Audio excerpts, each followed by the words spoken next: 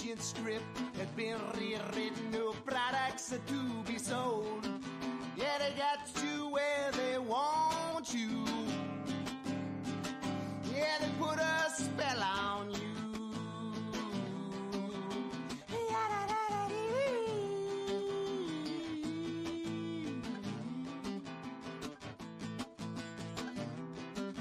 Yeah, scared by these illusions, this new spooky ad campaign. Everywhere you turn, it's always pounding in your brain. From do not go to beaches, do not breathe the ocean air. Yeah, they stole $6 trillion just to show how much they cares. Yeah, they got you where they want you. Yeah, they put a spell on you.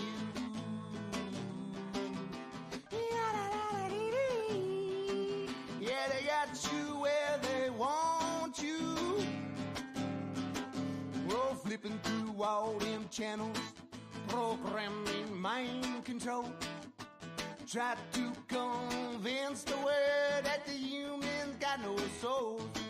Yeah, they're only flesh and blood. Yeah, they're only dirt and mud. Our lies conspire to douse the fire, inspire with the breath of life. Yeah, they got you where they want you. Yeah, they put a spell on you.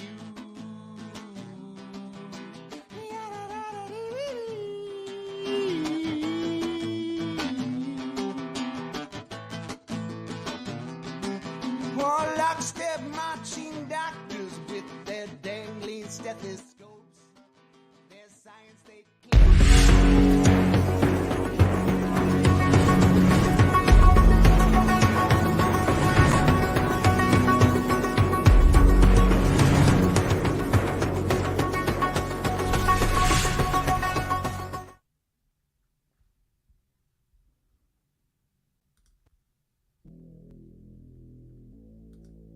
Hey, welcome everyone.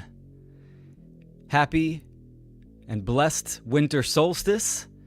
I decided to do kind of a random live show. No plans, just gonna rant, and I'm opening up the discussion. If anyone wants to come on the show, ask questions, clarifications, you have a topic you want to dive into, you're more than welcome to do that, audio or video. It's your choice. Of course, you can ask questions in the chat, and we'll spice it up. We'll have a good old-fashioned fire pit discussion, right around the campfire. So, hope everyone's doing well. Had a great week. Coming to the end of the year, this is the long night, the longest night of the year, as the sun is in that zero radius and diving deep into officially winter, the season of darkness, the season of internal work. This is the time period where the work is to be done, the internal work. I've seen a lot of people talk about, oh, it's winter, it's time to relax, hibernation. Not for the alchemists. This is the time to go into the internal ecology, right? The self, for deep contemplation, introspection, and then in spring, right? In spring, we start to see the blossoms, the fruits of that deep shadow work that you did in wintertime. So this is an internal time period. Very important. Of course, rest is good, especially in the current war that we are in for many lifetimes. So rest is good, recuperation, but doing the internal work, absolutely. This is that time period, right? And then, of course, in spring, the sun, the sun, the light of the world, the gnosis, the knowledge returns, is reborn on the horizon, and the long night ends, and we can see the fruits of our labor. So let's check the comments out. I also want to show you guys my temporary website. I've had many websites, and I was lucky enough to get willkeller.com, which for the last 3 years, it was like $900. I guess will is a popular word, so just because it had will in there, the price was through the roof. I was like, oh man, that sucks. And then during a how to become the true media after class discussion, people were talking about websites and looking up domains, and I said, fuck it, let me check it out again. And I looked, and it was for 1 cent. I don't know if someone dropped it off because it said it was taken, but they were willing to sell it for $900. So it was for 1 cent. So I scooped that up. I'm consolidating all my websites to just willkeller.com. It's easy, searchable, and that's going to be my go-to. So I have a temporary website up on there. And as I, work my way through the Joomla content management system, which is a little tedious, but it's going to be pretty badass. But all my work is on there and accessible through willkeller.com. So I'll show you guys that in a minute. Let's check out the comments. Hope everyone's doing good. Sarah Cross, my friend, how you doing? Winter and fall are my favorite times of the year. When I was younger, spring and summer, I'm allergic to shirts, so I was shirtless the whole seasons, and I loved it. The heat did not bother me. I thrived in that type of atmosphere. Now that I'm older, I'm in my 40s, the heat, it fucks me up. It does. It jacks me up, and I actually embrace winter.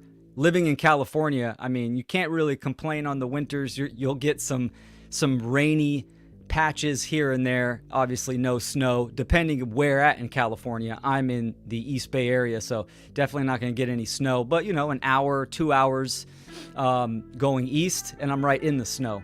So I've come to embrace all seasons because every season has its benefits and attributes that we need to embrace and understand on the esoteric level, right? In the natural world, in truth, in objective reality, each season plays a vital role because guess what? Nature is truth. Nature makes no mistakes. It's perfect order. It's fully organized. It is the ultimate mentor. So observing and understanding the seasons and what the modalities and mechanisms that take place within the seasons, it's vital. And we can learn a great deal to structure our own organizations and on the societal infrastructure. This is the model that we need to understand, and we model it after. And that is, for sure, nature herself. So, Candace, good seeing you. All right, thanks for joining. Darnell, what's up, my brother? It's been a long time. Chili Bo, Mr. Peanut Butter, what's good? Good seeing you, man. Glad you joined. Patty, hello, beautiful. Happy solstice to you. My brother, Chris Janston, End Evil Podcast. Just got done with his podcast about 30 minutes ago. It was a great show. You guys should check out endevil.life. Willpower. Yeah, man. Got to live up to the name. If I got the will in my name, I have to have some willpower, which is, it's something what we're here to do. We're here to activate willpower. Michael, what's up, brother? Good evening. Can you show what I need to start shadow work? Thank you. Great question. Yes, let's do that. I'm going to star that question. I'm going to go through housekeeping, and we're going to come back to that. That's a great one. And yes, perfect question for this time period of winter. All right. Let me know if my volume is all good. I'm using new headphones. They're the performance ones, so I don't have the big clunky ones on my head. All right. Excellent. So real quick, let me show you guys willkeller.com, just kind of give you the little tour real quick. And by the way, we are streaming on Facebook, Instagram, Twitch, a few YouTube channels, Odyssey. Yeah. And that's it. Let's go ahead and bring this up. Here's my website. And again, this is temporary. It's fully functional, right? We got all the menus at the top. Ungovernable. This is kind of a temporary theme. I'm working on a whole new logo and a layout.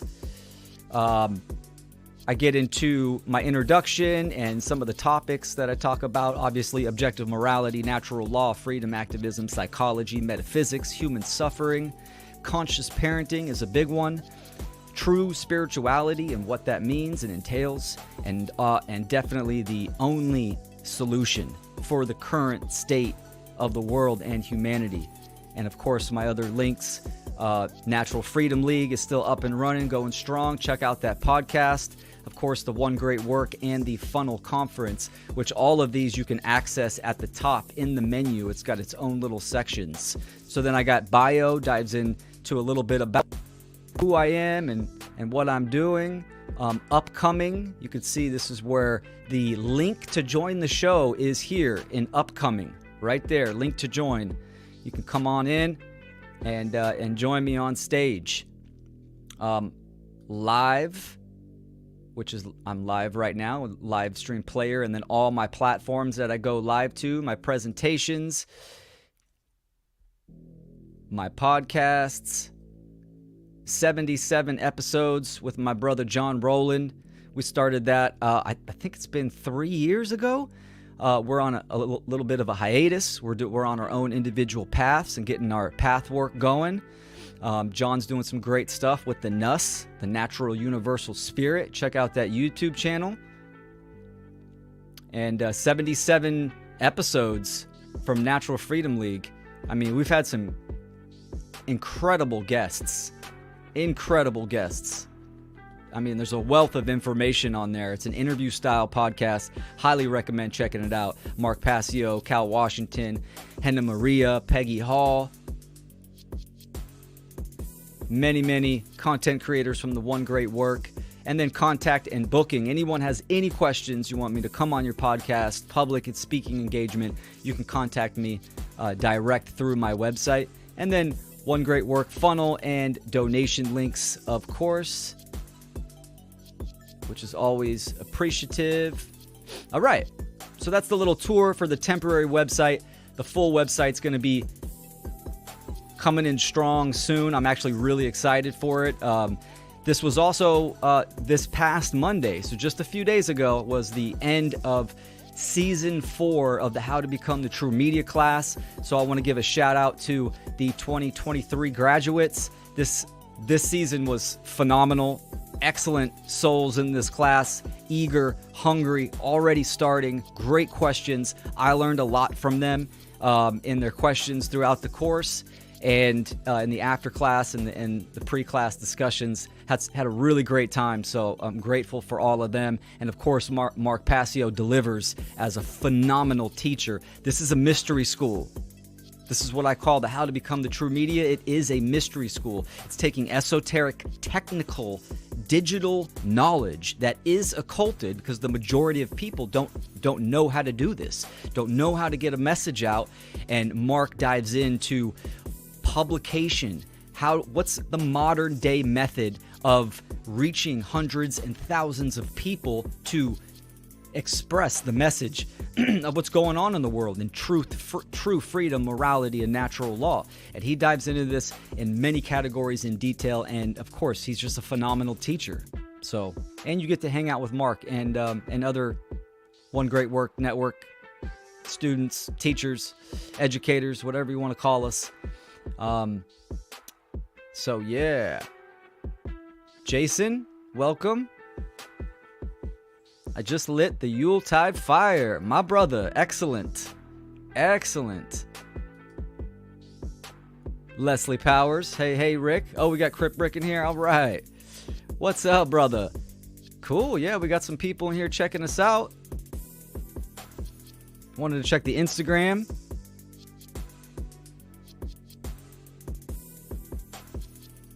It's my first year of my life. I've looked forward to autumn.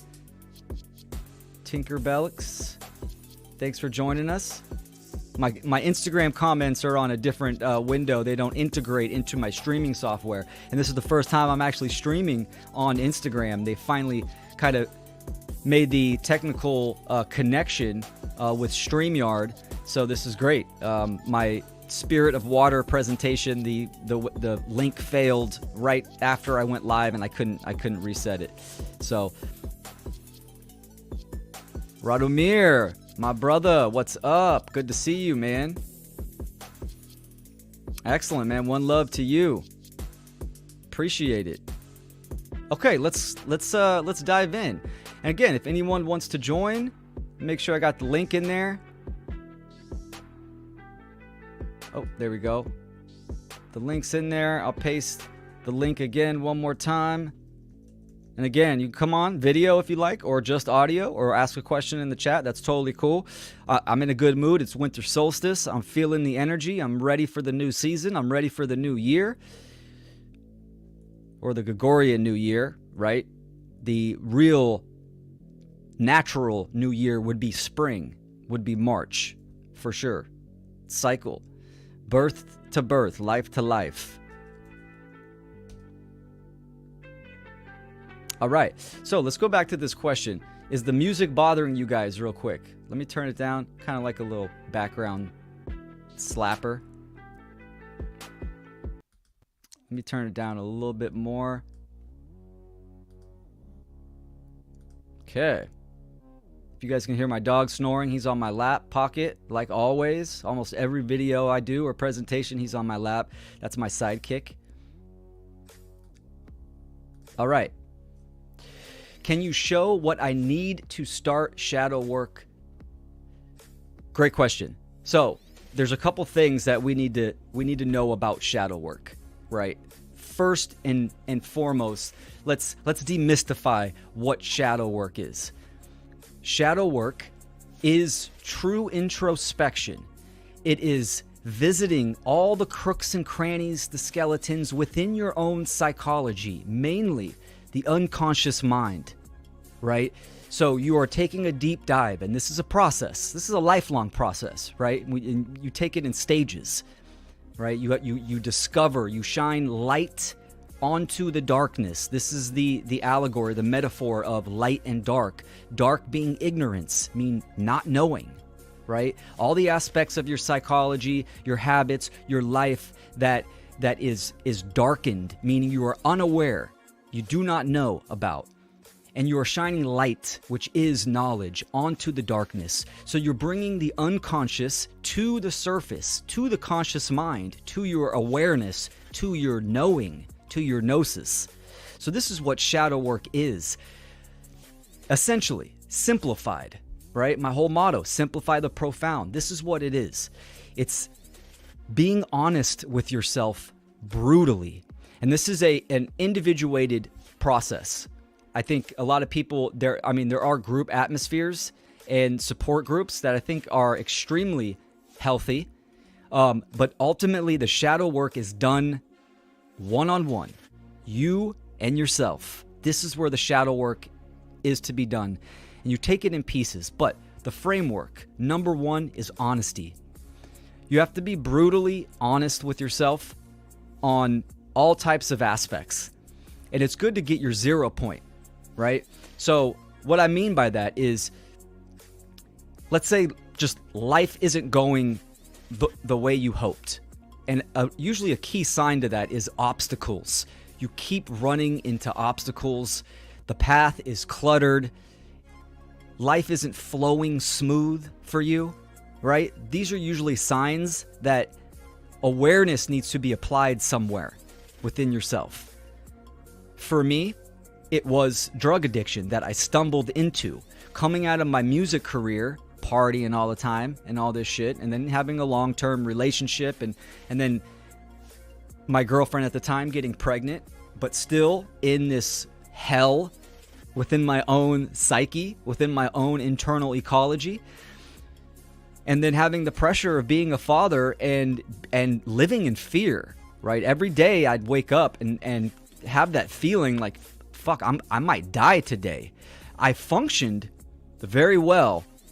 My choice of addiction was opiates, and it was taking them at parties, very casual, and then next thing you know, having a physical addiction that I was fully unprepared for. So I found myself in a very, very tough spot, and I did not have the tool sets to get myself out, right? The psychological tool sets. So I was fully in the fight or flight, in my emotional awareness, how I'm feeling during that time, and of course the physical attributes that come with that. So what sparked my awareness? What was the motivating factor for me to change? Obviously, some of the motivating factors were becoming a father and needing to get my shit together. But ultimately, what happened was I sat down in front of a mirror, literally, and I started asking myself the hardest questions I could think of. Like, how did I get myself into this situation? Boom, write the answer down. I did a lot of journaling.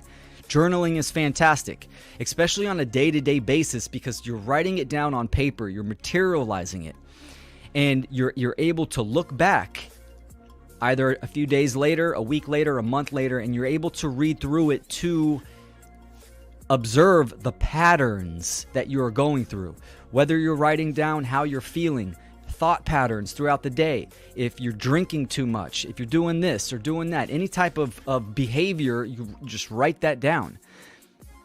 And that way you're able to develop patterns. So I started journaling, and I would write out the hardest questions I could think of to myself. And I sat in a mirror and I answered those questions. And it was brutal. But consistently doing that, I developed, like my brother Chris Jansen said, willpower. I felt myself starting to get stronger. And through that willpower, I had the thirst to seek, to educate myself, and to explore just realms of consciousness and what is spirituality and what the fuck is going on with myself and in the world. So that's really set me on a path of truth discovery that started within myself, facing my shadow, facing myself. And that started my journey into I head first into occultism is where I pretty much started. Now, I was already somewhat new agey, you could say. I mean, I understood consciousness and energy and all this kind of stuff, but head first into occultism, where I stayed many, many years, and then came across Mark Passio. So, shadow work for this time period. Where to start? Pad and a pen. In the mirror. Think of the hardest questions that you can ask yourself and answer those. Let me pull these up real quick. Okay, cool.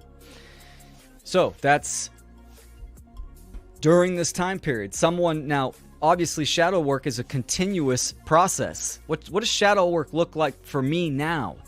Shadow work is maintenance as well. Knowing myself, knowing if I've been on the computer for too long, if I start falling back into old habits and patterns that I do not want to be in. So yes, I do journal. I don't journal every day. I journal, I would say every couple weeks I journal, and I write down pretty much my synthesis of that last couple weeks. I also do a lot of scheduling. I love whiteboards, so I write out my goals, what I'm trying to accomplish, etc., etc. So the whole point of doing shadow work throughout your life is knowledge, self-knowledge, so you can have a higher level of awareness and you can pivot when you start to fall back into old patterns. That is where shadow work, the maintenance part of doing shadow work, comes in. Rick says, I check in with myself every day. Absolutely. Absolutely. The best time to do this is first thing in the morning when you get up. Here's a part of shadow work. Actually, here's something I want to talk about. I want to talk about the elements, right? The elementary. Because so many people go into so many different methods of doing shadow work, and it really needs to be simplified for the average individual. Right when you wake up in the morning, what do you do? That's a good question. What do you do within that first hour of waking up? Because that first hour is going to set the tone for your whole day. So stick to the elements, the basics. You wake up, first thing you do, you wake up, you take some deep breaths, right? Hey, I woke up. I'm happy I'm awake. Let's kick ass today. Take some deep breaths. So you have the thought and you have air. Obviously, drink water. Pound some water right when you wake up, because that's what waking up is. You have breakfast, breaking the fast that you were asleep for 8 or 9 hours, right? So the first thing you want to put in your own body is the conduit of electricity, which is water. So pound some water. I don't recommend eating food, especially heavy food, within the first couple hours. My preference, I do fruit, something light so my body can digest. But that would be the earth part, taking in nutrition, okay? Fire, movement, push-ups, walk around. Air is obviously the breath, right? I get sun on my face. If it's out or not, I go outside and I get light. Light on your eyes activates the neural pathways in your brain saying, okay, it's time to wake up. Let's do our thing. So just those basics, that's a part of shadow work. The elements, very much. The key is doing it on a consistent basis, right? Waking up, movement, going outside, getting light or sun on your face, the breath, the water. This is all very important, and this is crucial for shadow work. Shadow work is the physical and the metaphysical, because they're really one and the same. We separate them so we can communicate and we can actually understand it rationally, but it is one and the same. Yeah, Chris uses Wim Hof breathing techniques. Absolutely. Absolutely. I do cold showers, something that I've been building up for the last couple years. It's fantastic. And I know Chris does a lot of cold therapy as well.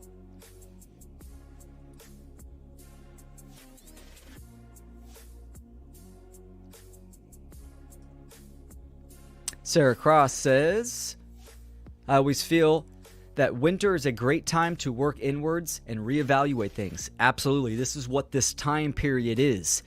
It's to prioritize internally, get your thoughts in order, evaluate the whole year, right? The spring, the harvest. And now you're preparing yourself in the winter to sow the seeds. Sowing the seeds, and then you can reap what you sow. So absolutely, it's reevaluating and looking inwards. And this is what, excuse me, being a pagan animist, this is what our ancestors did during winter. They worked their asses off in the harvest time to prepare for the winter, the season of death, the season of darkness, the long night, right? And especially in my ancestry line, which is one of northern Nordic ancestry, there was snow. So a lot of it was indoors, and stories, the sagas, mythology, the oral tradition really came out during this time period, sitting around a campfire, right? Sitting around the fire in the yurt and telling these stories, ultimately educating the young, and reevaluating and preparing mentally for the year to come. My friend Patty says, struggling with an old pattern now. It's like watching myself and not being able to stop myself. I will try what is suggested. Yeah, old patterns have a way of kind of coming out of nowhere sometimes. I do feel that the universe, obviously this is a response to thought patterns and thought forms that you are having, is the reason why these old patterns start to emerge. Is either you're stuck in a certain type of thought pattern, which is making the physical behaviors start to manifest. And that's a huge sign to me, right? That's a message when I start to see thought patterns start to creep up. That's a red flag to kind of reevaluate my thought patterns and what I've been thinking the last weeks or months, whatever it may be. And then starting with the basics, almost doing a reset, Like Chris said, check in with yourself. So yeah, try sticking to the elements. Try sticking to the elements. The body, especially in New Age, in the New Age circles, it's so much emphasis on the mind that the body is the negation of the physical aspect. If the receiver of information of the signal, our vessel, if that is hindered in any way, it absolutely has an effect on your function mentally and emotionally. So they both have to work in tandem, and they have to be focused on just as much, right? Of course, there's a hierarchy: thoughts, emotions, and actions. It stems from thoughts and it works outwards, but that does not mean that one supersedes the other. In this incarnation that we are in, we have to take care of the physical vessel. I remember so many old patterns came up for me when I was, a year sober out of my addiction. I thought it was water under the bridge. I conquered it, and all of a sudden, these patterns started coming up. Friends that I knew started coming around. Hey, let's hang out. Cool, I haven't seen you in a long time. Let's kick it. They haven't done the work, and now I'm exposing myself to certain situations that I don't want to be in. So I realized that I was still stuck in certain thought patterns that I didn't fully integrate.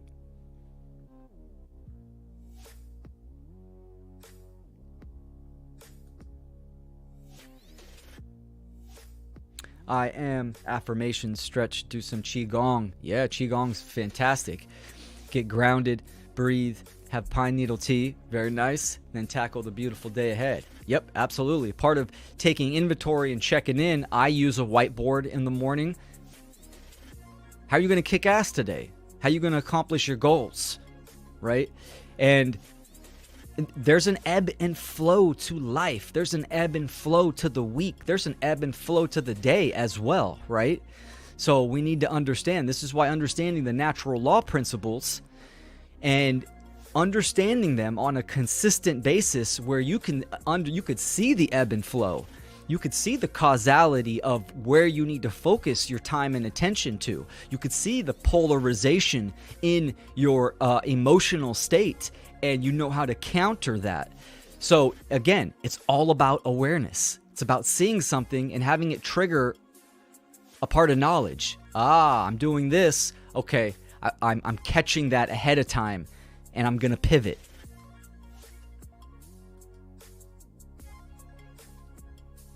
Sun gazing is best in the morning. Absolutely. I sun gaze in the morning or in the late evening.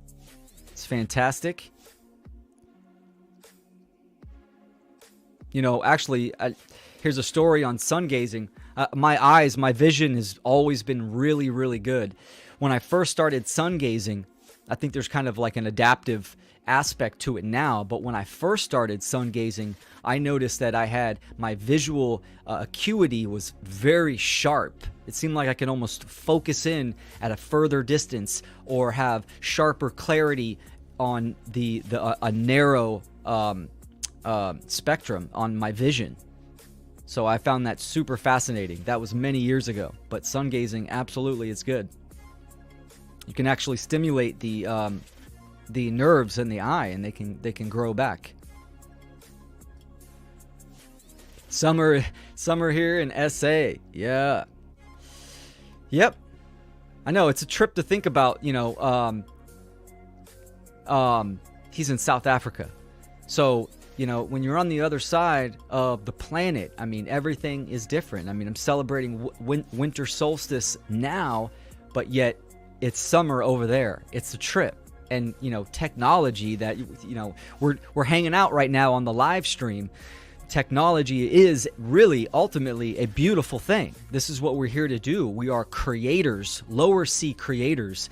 Obviously, it depends what the technology is being used for, but it's great. It's great. It took me a while. A big part of my shadow work was understanding that technology is a tool, and it needs to be utilized, and it absolutely needs to be harnessed and activated if we want any kind of change in the world, especially towards freedom. It took me a couple years to really get that, because I was having an awareness of natural law and what was going on. And absolutely, I could have started, 6-7 years ago, but I took 2 years to kind of work through that. I didn't have a TV. I didn't have a computer. I had a phone. That was it. And I wanted to escape into the mountains and do a homestead or a farmstead. I still want that life, right? I think there's a balance there. That median is there, but I was very much anti-technology. Technology is going to be the death of humanity.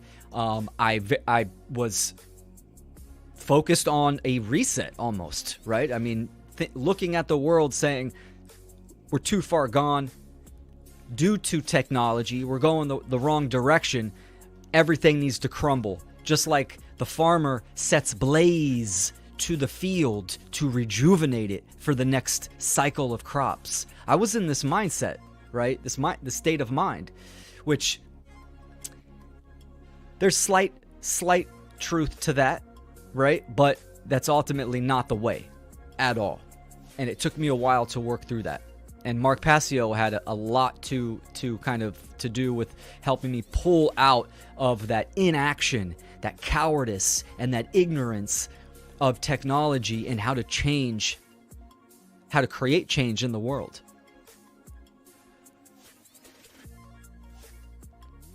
Do you know about the story, years ago I heard this, about using the sun as food instead of food? I didn't really understand it then. Yeah, absolutely. And this is 100% true. Now, let me caveat this, right? We have to understand where humanity is right now, that we are getting bombarded within this war of toxicity and weaponized energies that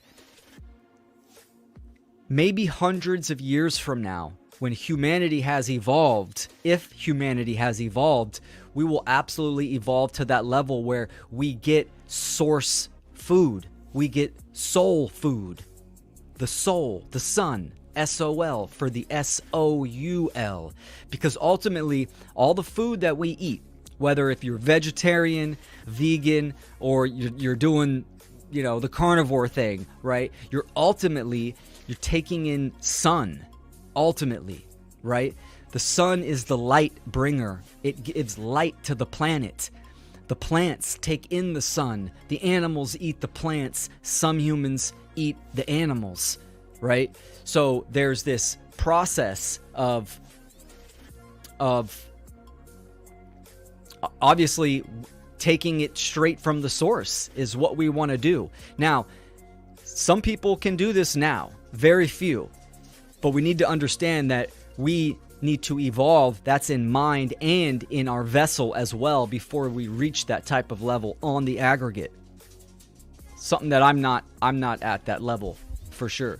But you can look, there's videos of people doing that. Are they correct? Are they being truthful? Who knows? But absolutely it is possible, and we will go there at some point. Maybe. So keep in mind too, the sun is high energy hydrogen, right? So hydrogen is water. Hydrogen is the essence of life. This fuels everything in life. So this is what light is. Light is high energy hydrogen. And I'll also say this: light is not a thing. Light is the attribute of a principle. Right? So light and illumination. So light is an attribute of the cause of the sun. Oh, my auntie's in here. Our bodies need sun to utilize everything we put into our bodies as food. 100%. 100%. It activates, vitamin D it activates hormones for hormone balance. So it's definitely a source quality that we need to function. You take away the sun, everything dies. Everything dies. This is what esoteric Christianity is. Let's get into astrotheology a little bit. So right now, in winter solstice, this is the time where Christ dies. The sun dies on the cross of the horizon, right? and then is reborn on Christmas Day, the 25th, the 26th, because the sun is passing the 0 radius of the horizon and is back now on the other side of rebirth, heading towards spring. But Christ, the figure, the character, is the sun, is the story of the sun in the heavens, in the sky.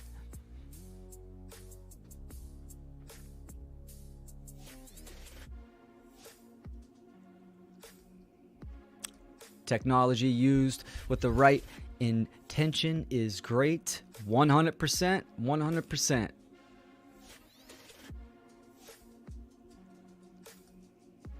Pick your solar deity and shine. That's right. That's right. And that's what it comes down to with all, all the cultural religions. It's always about either the sun, the moon, or the stars, right? The fixed stars, the planets, or the stars, the pinpoints of light. It's all three of these. This is why animism and paganism is so fascinating to me, and why I align my worldview and perception with animism and paganism. Let me touch on this a little bit. What is animism? Animism is a worldview. Paganism is a practice. So we have animism, which simply means to animate. It's in reference to life, consciousness, spirit, soul.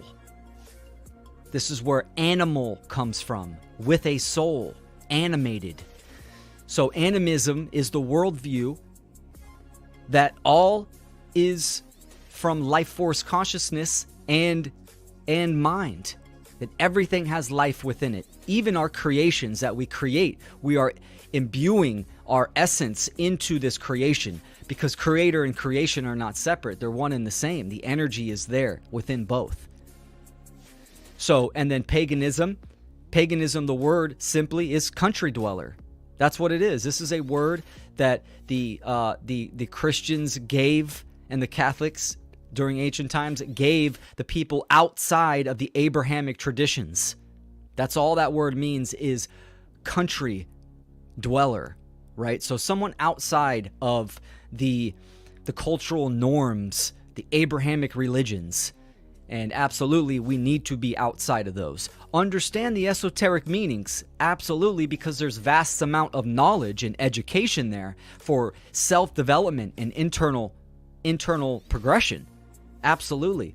But to subscribe and to accept fully and have it be a part of your being and how you discern and judge reality and truth is not there. It does not lie there.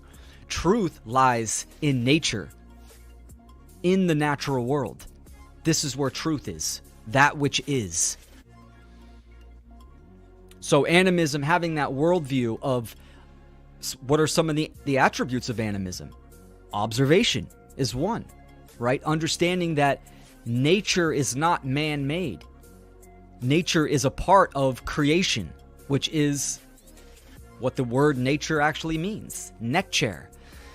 So that there's a higher force, and that there are laws in nature and forces in nature that we can observe, interact with, and we are bound to, right? So natural law. This is what the laws of nature are. So animism is having that worldview where we can use discernment, logic, and reason, and care and intuition to feel the energies and the life all around us, and that we are here to interact with life. This is what animism is. Pagan is the practice, is your ritual, your daily practice, the shadow work that you do, right? Country dweller. I mean, I was raised on a small ranch outside of the suburban cultural lifestyle. So I was very much, this was a part of my childhood, right? I mean, it was very much a part of my childhood. That being outside of what is the norm is how I was essentially raised.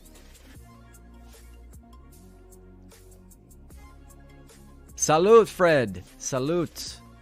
Good seeing you. Host of the Libercast, doing the one great work. You guys check out his content. He has great podcasts and interviews. Fantastic. Steven says, animism is understanding that all things have consciousness, conscious energy, quality. Paganism is living with nature. Absolutely. Absolutely. Worldview and the practice. That is right. Well said. Let me put the link in here if anyone wants to come on. We're almost coming up on an hour. Fantastic questions. Let me check the Instagram, see if there's any questions in there. Yeah, there's a few people watching. Excellent. Excellent. Let me change the music too, right? So let's talk about the new year. What are my plans? I got my magnum opus series or course that it's going to be free that I've been working on for the last couple years. It's a 2-part series, video series that I'm extremely proud of, and it really was my first idea of content that I want to do. And it's called The Seeker, is the first part of the series. And this is going to be a stepwise progression of what is truth all the way up to what is going on in the world and everything in between. So it's a logical progression that I'm going to do about what's going on in the world and discovering oneself and understanding nature, morality, truth, true freedom, and all the little pieces in between to give people that grammar. That's the grammar stage and the understanding stage. And they're going to be shorter videos, probably 15 minutes, so they're easy to digest. We know a lot of people don't have long attention spans nowadays. So you take them in order, and then once you finish that and you have understood, you're ready to go on to the second series, which the second series will be the speaker series. So you have the seeker and the speaker, because first you seek the truth, and then you speak the truth. Speak veritas. That's what truth means in Latin. And the speaker series is going to be my form of showing people technological modalities, and I've kind of broken it down into someone that has zero resource budget, how to make good quality content, and someone that has a little bit of money and resources to invest and kind of lay out the plan, the strategy for that, what you can use, what software, how do you use these certain softwares, hacks, what are certain streaming softwares, modalities of expressing a message. So working on that, it's tedious. Again, I've been working on it the last couple years, but I'm going to be really proud of that when that's coming out. And that's coming out in this year, 2024. My goal is to launch it on my birthday, which is March 3rd. So stay tuned for that. Let's go back to the comments. Oh, Fred wants to join. Excellent. I just forgot to put the link back into the chat. Let me put it in there for you, Fred.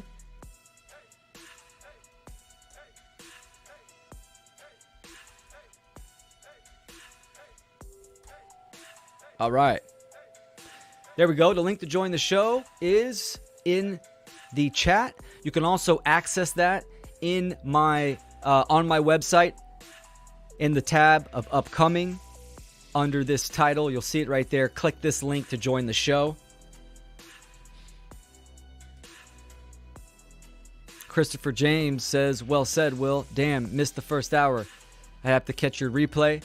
I've heard of animism. Absolutely. I did a whole presentation on animism. It was called Revolt Against the Modern World and the Return to Nature. And I pretty much simplified what animism is. And, understanding that every cultural religion stems from animism. It's a bastardized version of what animism is. Animism is the eternal perception because it's based in truth. It's about observing the natural world and aligning your perception with nature. This is what animism is.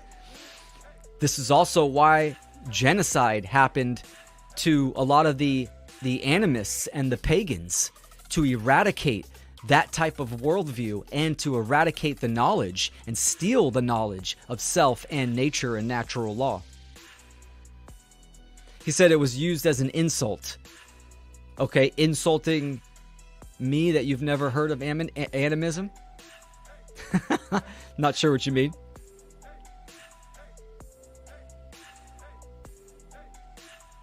So yeah, there's that presentation, and I also have some great animism interviews with my brother Logan Hart from the Wizard Factory. So animism is a fantastic topic that most people are incorrect and ignorant to what it truly is. They think animism means primitive. This is what they think it is. Native Americans, sure. Yeah, some Native Americans were animists. Absolutely. There's many animists nowadays. The indigenous cultures, which will absolutely still be around once society collapses, right? Because they understand how to operate in the natural world. He means in historic context, the urban folk called the wilderness, livers and farmers, pagan, and derogatory. Got you. Got you. Yes, it was. It was made as an insult. That's right. We can look at St. Patrick's Day. This is a good example, right? St. Patrick's Day. St. Patrick drove all the snakes out of Ireland. It's not the case. No snakes in Ireland, number one. And that's a metaphor for killing and genociding, if that's even a word, the animist pagan druids. That's what that meant, because they would not convert to Christianity. All right, we got Fred. Let's bring Fred on. Thanks, guys, for all the comments. This is fantastic. Let's bring my brother up on here. Hey, can you hear me? Yes, I can. What's going on? How you doing, Fred? No, I'm doing very good, but it's pretty cold out there. You can see the the frost. Yeah, so it's winter time. Full blown winter, man. You're up in Canada, right? Yeah, it's part of our lives. You know, I wouldn't miss the snow, you know, if I wasn't there. Yeah. For some reason. So, hey, man, that's cool. Congratulations for this video about the water. It was so good, man. Excellent, man. I'm glad you liked it. Yeah, that was that presentation had a lot of information that was packed into it. It was extremely well received. That was my second time delivering it. The first time was for a private conference, and that worked out really well. And water's, my first love. So, talking about the shadow work and my days of addiction, this is where I gained the knowledge of water. Was trying to heal myself and rejuvenate myself, and got into water. So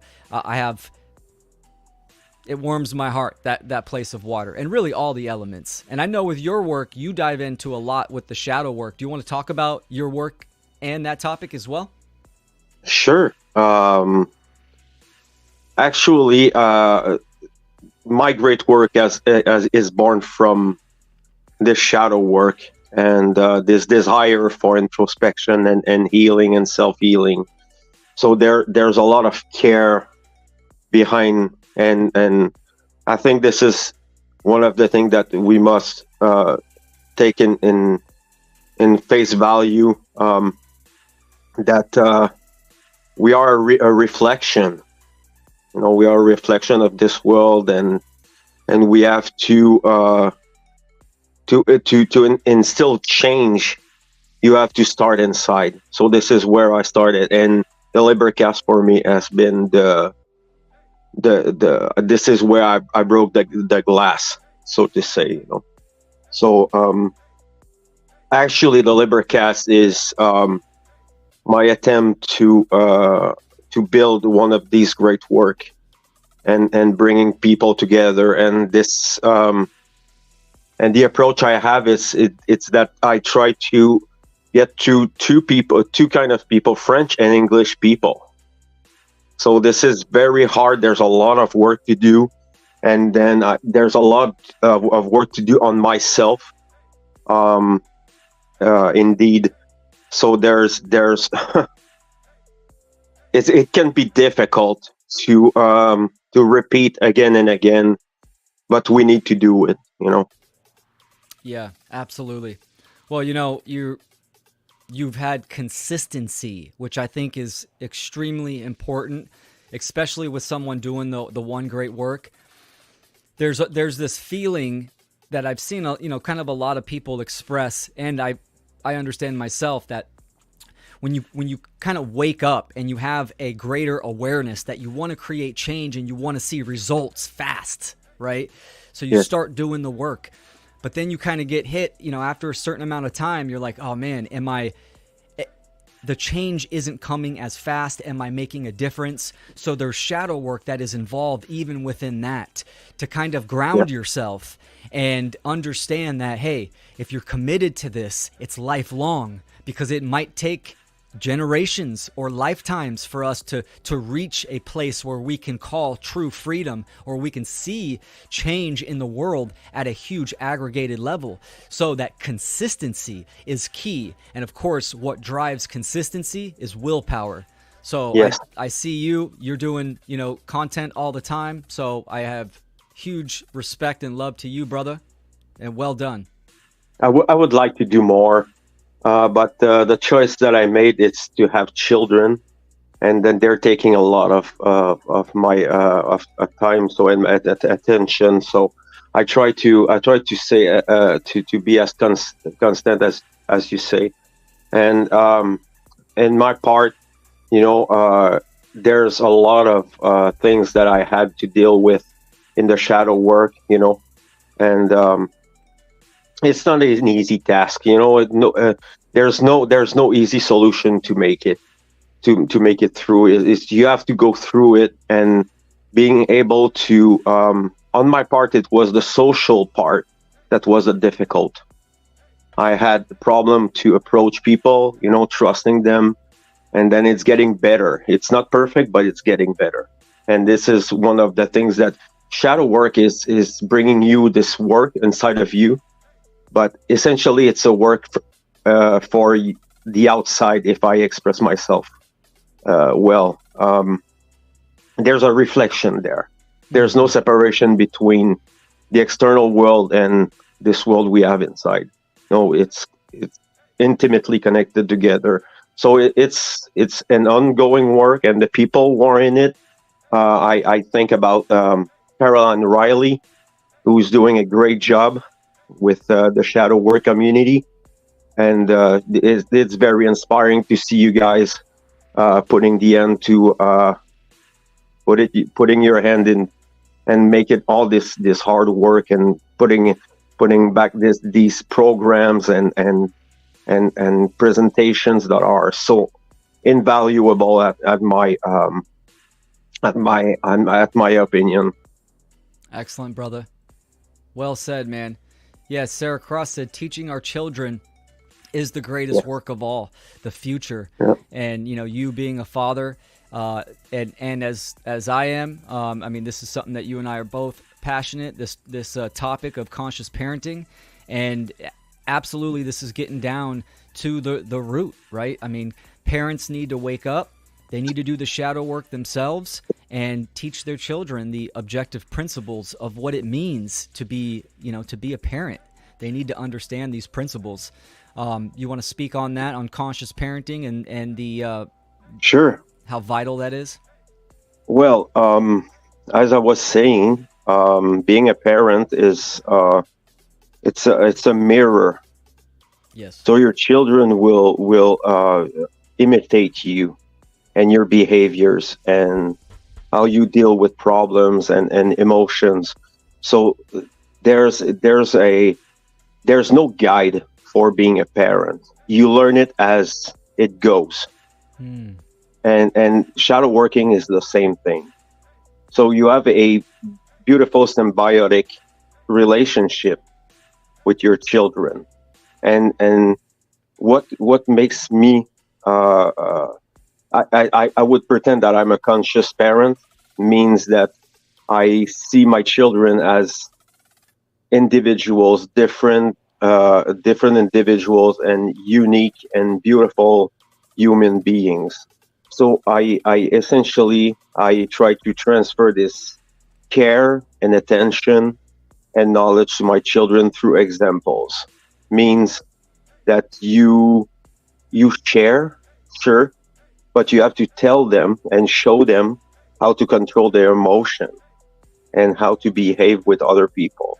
So there's like many examples like that, Yeah. like violence and force. So my children, I try to instill in them the difference between right and wrong, and violence and force, the usage of force, and what is violence. And when the children at first, they will not completely understand what you tell them. They know instinctively, but you have to show them. Yes. So by example, I have 3 little girls now. So they can play rough. It's rough on the edge. Children cannot control their emotions and things like that. So the difference between violence and force is really important. It's when you're doing violence, you are causing harm to others. And then this is what I'm telling them straight like that. Yeah. You're doing violence, then violence will come to you. One day there's gonna be someone who will slap you back. It can be said. I can say that metaphorically.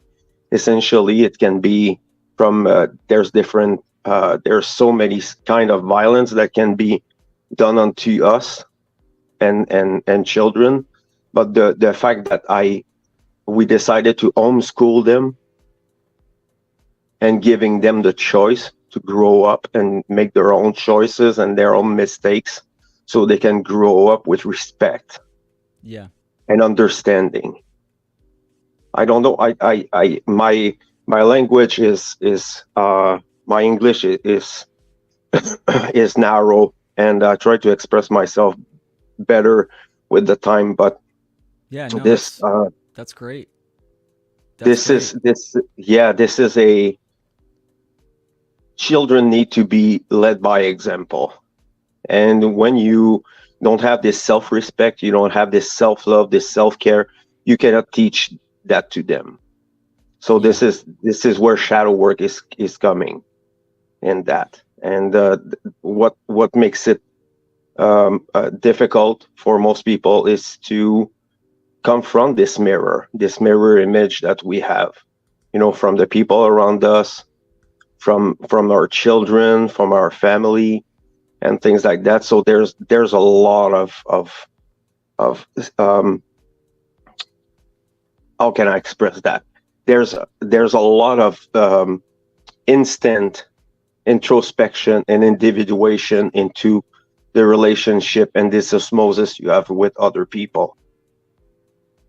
What That's it right. means is that you have to auto introspect as the conversation comes and this relation you have with the others, so you can pinpoint where your flaws are and then work on them. This is how we change.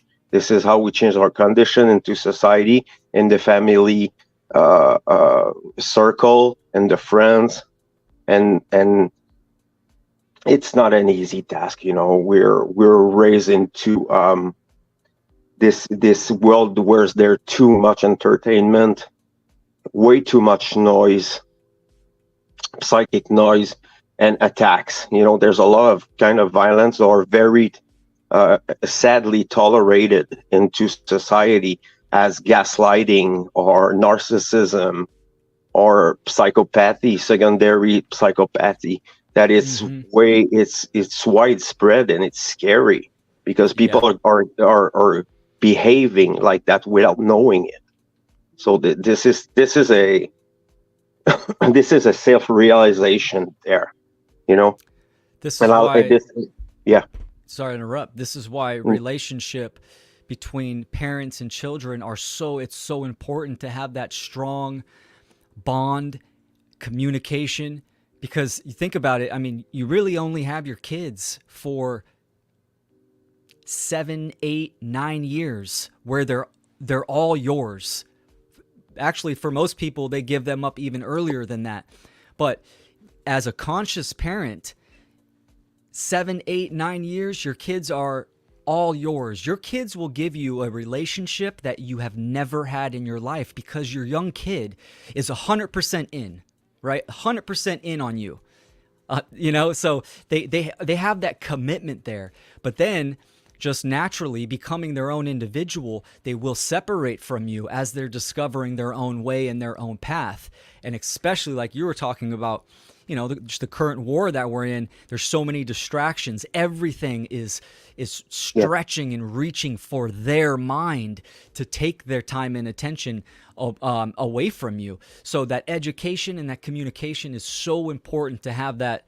And especially in this time period, my aunt said something perfect. I've learned some of the most important messages of my life from my children. They teach me as much as I could ever teach them.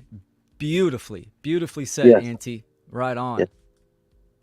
Oh yes, they're the best teachers.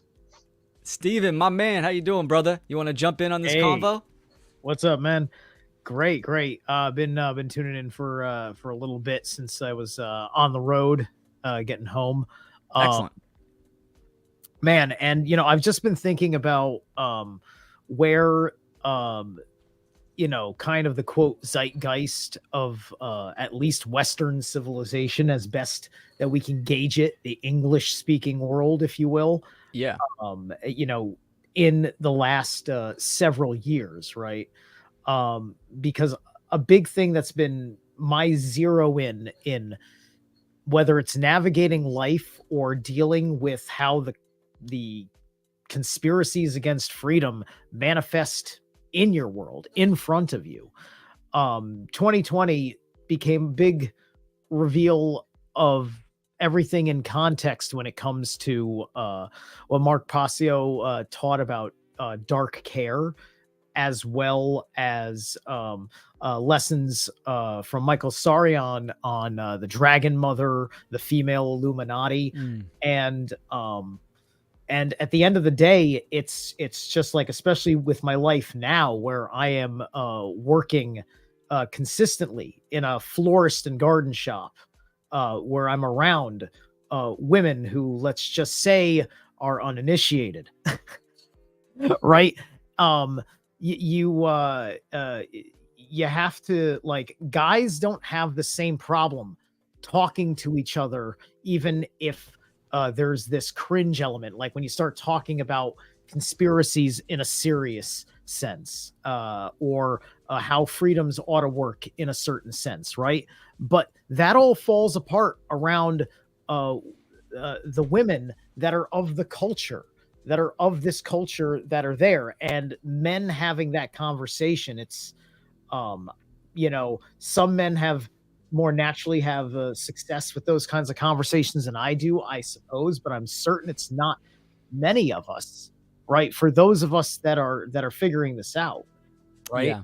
You know, I understand, you know, like the Bach saga said that the men remembered the history, the women told the future, right? Yes. I think that they educated, they part of spread this the education. Right? If we want this, the reason why things had to go into the abyss in 2020 is because it was the only way the women were going to understand the future, is if it was forced upon them in the exponential by their own hand, because otherwise they aren't going to remember it. But we who went through the trauma as men, we remember that. We remember how the women treated us. We remember how other men treated us at the behest of certain women. Right. And we saw this as an interconnection to the essence of the monster of the state. And that's when everything kind of came together for me and made me rethink my entire relationship with reality. Yeah. Yeah, well said, man.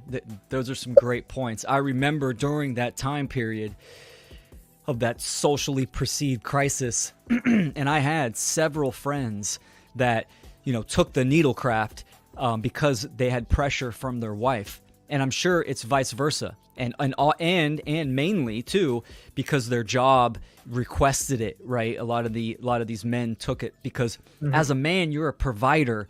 So the thought of standing up for yourself for what is right and not violating yourself, you're like, fuck that. I'm not taking that. The programming and the conditioning, especially with men nowadays, that if you don't have a job, then your family or your woman's going to look down on you, then they succumb to the evils in the world. When absolutely there are many choices. I've said this many times that when women start to wake up in mass numbers, it will skyrocket our current human condition for the positive and for awareness, because obviously women have huge influence on men, and men supposed to be devoted to women and provide and protect. So this is why the social engineers, they play the whole man versus woman game really, really hard. And we're seeing, a reversal in roles where men are becoming feminine and not stepping into their essence, and women becoming extremely masculinized and not being in their femininity. So it's a crazy time period, right? I mean, this is the goal of talking about this kind of stuff and waking people up. So the next time they try to pull some bullshit like that, people aren't gonna stand it, right? They're gonna resist and tell them to fuck off. But until then, this is our work to do, is to educate the minds. Oh, Exactly. the inversion is complete. Oh yeah, This society has been.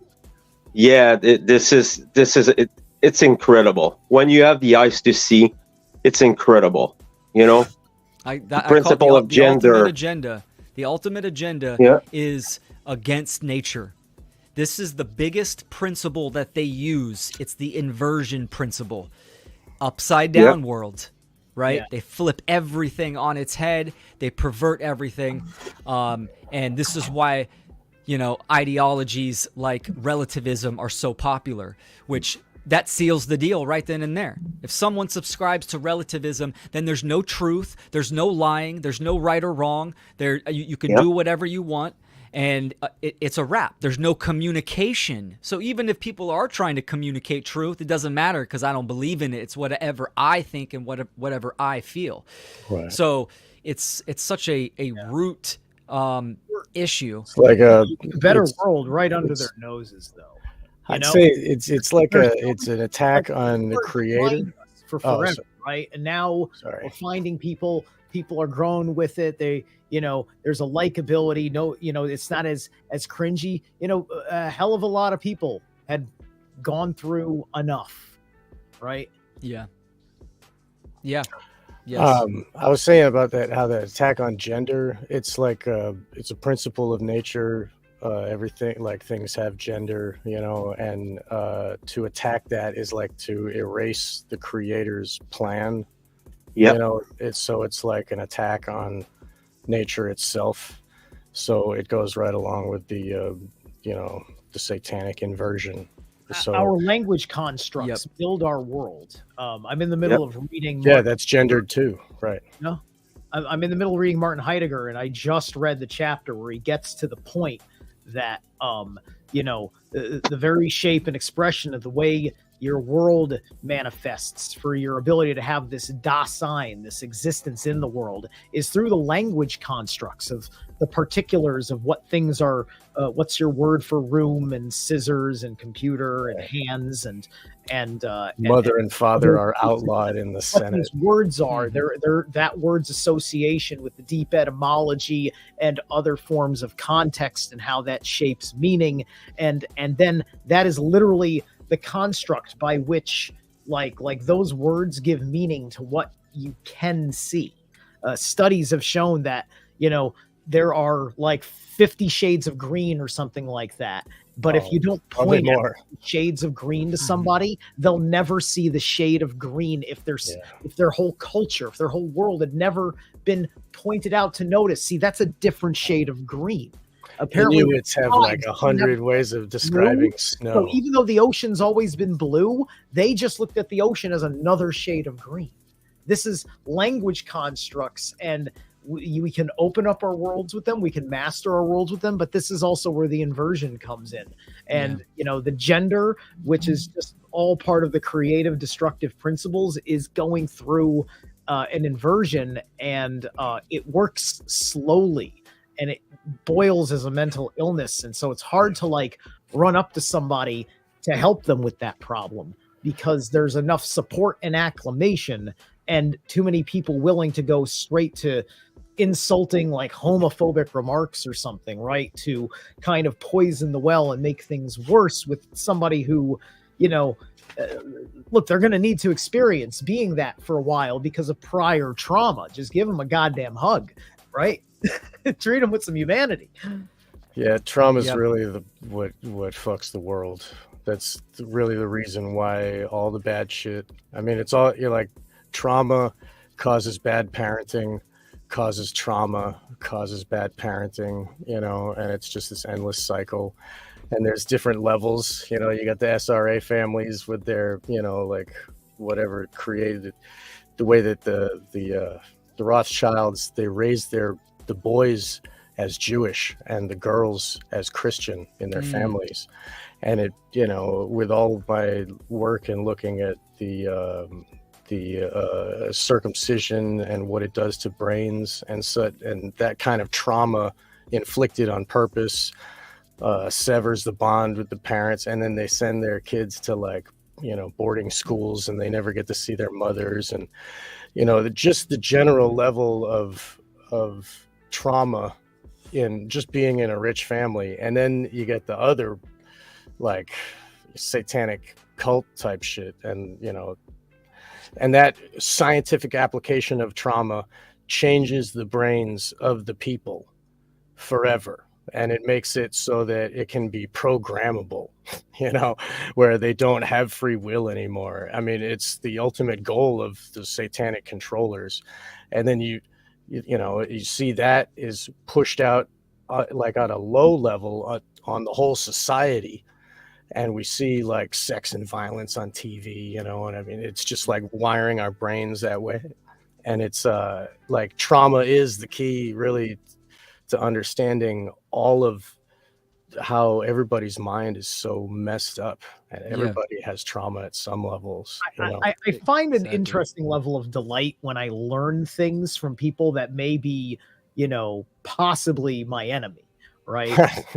Learn a lot from them. Incredible amount of stuff that I've learned from watching the Lady Babylon channel, and I'm pretty sure this guy was probably afraid of people that are somewhere right of center with some of the other things he said. But on his academic scale, the stuff that he's bringing forward about the likenesses to the original context of the Bible and the mysteries of Bacchus and the Dionysian cult of all things. Yeah, the rabble rousing, let's drink and screw and and just it's an orgy of enlightenment. It's like Dionysus cult was literally the orgy of enlightenment. That was basically their thing. It involved gender bending. It was directly connected to Medea, the goddess Medea, who was also connected to a royal or noble family line of the Medes, right? So there's an actual historical cult associated with Medea at some point, distributing drugs, and it's a crazy drug pusher queen at the top of this cult, right? There's a matriarchal society. We want to talk about Dragon Mother. She's one of them. Meads, Dragon Mothers of the Meads, right? And so I learned that from him. And then I think he's got some weird convoluted things because I think he worships government through his what? Like, because he was like invoking government at one point to go after like the January 6 people and to press real fast. Look at them. They're confused individual. Dionysus mania. But it's the fake Dionysus mania, right? Because they're faking it, you know, because they stole it from Dionysus. There's a lot of that to that Dionysus. Right? He's partially right. He's partially right, but he's probably not listening to people like us either. Well, everybody street drugs and mushrooms and things like that are everywhere. You know, it's the symbolism is for the people who can see, who have the eyes to see. It's everywhere, and I mean, I can see it socially. You know, it's never been gone. It's always been there, and it's a question of control. You know, when people are too in line with nature, they're hard to control. So this is what the root of what they're trying to do. It's disconnecting us from nature. So this is why actually great workers are pushing natural law. It's all the things are there, you know. The explanation, the basic fundamental things are there. And for the people who understand it, it's very powerful. You know, for the individuals and for the community who can understand it. Because it becomes like part of you. You don't have to have the sheet and your notes. It's easy to get through it because there's so many examples that you can take from everyday life. You know, I think it seems like it's necessary for symbiosis. Like most everything in nature has symbiotic relationships with everything else besides the predators, right? And in order for everything to get along, like we have to understand, we have to grasp that, you know, don't hurt others, you know, and then it works in nature. It like the plants and the fungus and everything is like it's an orchestra that works together to make nature. The universe, the one song, right? The one verse. Yeah. Yep. Absolutely. So it's like necessary. If we align ourselves with predators and we're just going to steal everything and use our teeth or whatever, that's not the way that 98% or 99% of the our universe, this planet here, you know, is operating. And why do we want to work against that? You know, it's like sickness. And that's what people have a hard time understanding, right? When we talk about true freedom and anarchy and trying to accomplish in the aggregate on this planet that type of symbiosis, like you said, that does not mean that there's going to be absolutely no violence or predators. There's always going to be a small percentage of that because this is a schoolyard. We are here to grow and evolve in consciousness, just like there are predators in nature, but it's in a balance ratio that the system functions all right on that. So we're going to have, you know, new souls coming in here that are going to learn the hard way. We are currently in a complete imbalance where we are full-blown parasitical system. And like you said, Fred, right? I mean, the disconnect from nature is a disconnect from self as well, right? It's one and the same. So that's really important. I wanted to bring up a comment that Patty said, and maybe we can touch on that. She said, the red pill community is wreaking havoc on women, not discounting men's experience. I find this interesting because I agree with her that the info junkies, the rabbit hole junkies, right? I mean, there's an unlimited supply of red pilling and black pilling for people to go down. But this is, in all of these situations and this information, it's what? It's based in the realm of the effects, the manifested realm, the external environment, which is a masculine quality. So it's not surprising that it's very attractive to men itself. They save the internal operations, that emotional mind control for the women, for the female, because women are much more in touch and have that internal quality. So it would seem these people know what they're doing, right? That's the thing. They know what they're doing, and everything is played out. It's about getting balance. It's about telling the men that are stuck on these rabbit holes, look, stop that. And you need to backpedal and work inwards and start with the basics, and trying to inspire them to do the shadow work, which is kind of hard for a lot of these the red pillars and black pillars and the rabbit holers, right? What do you guys say about? What do you guys think about that? The red pill movement is a mess. I've been following some denomination for social studies purpose, and there's so much confusion there. People are very materialistic. They're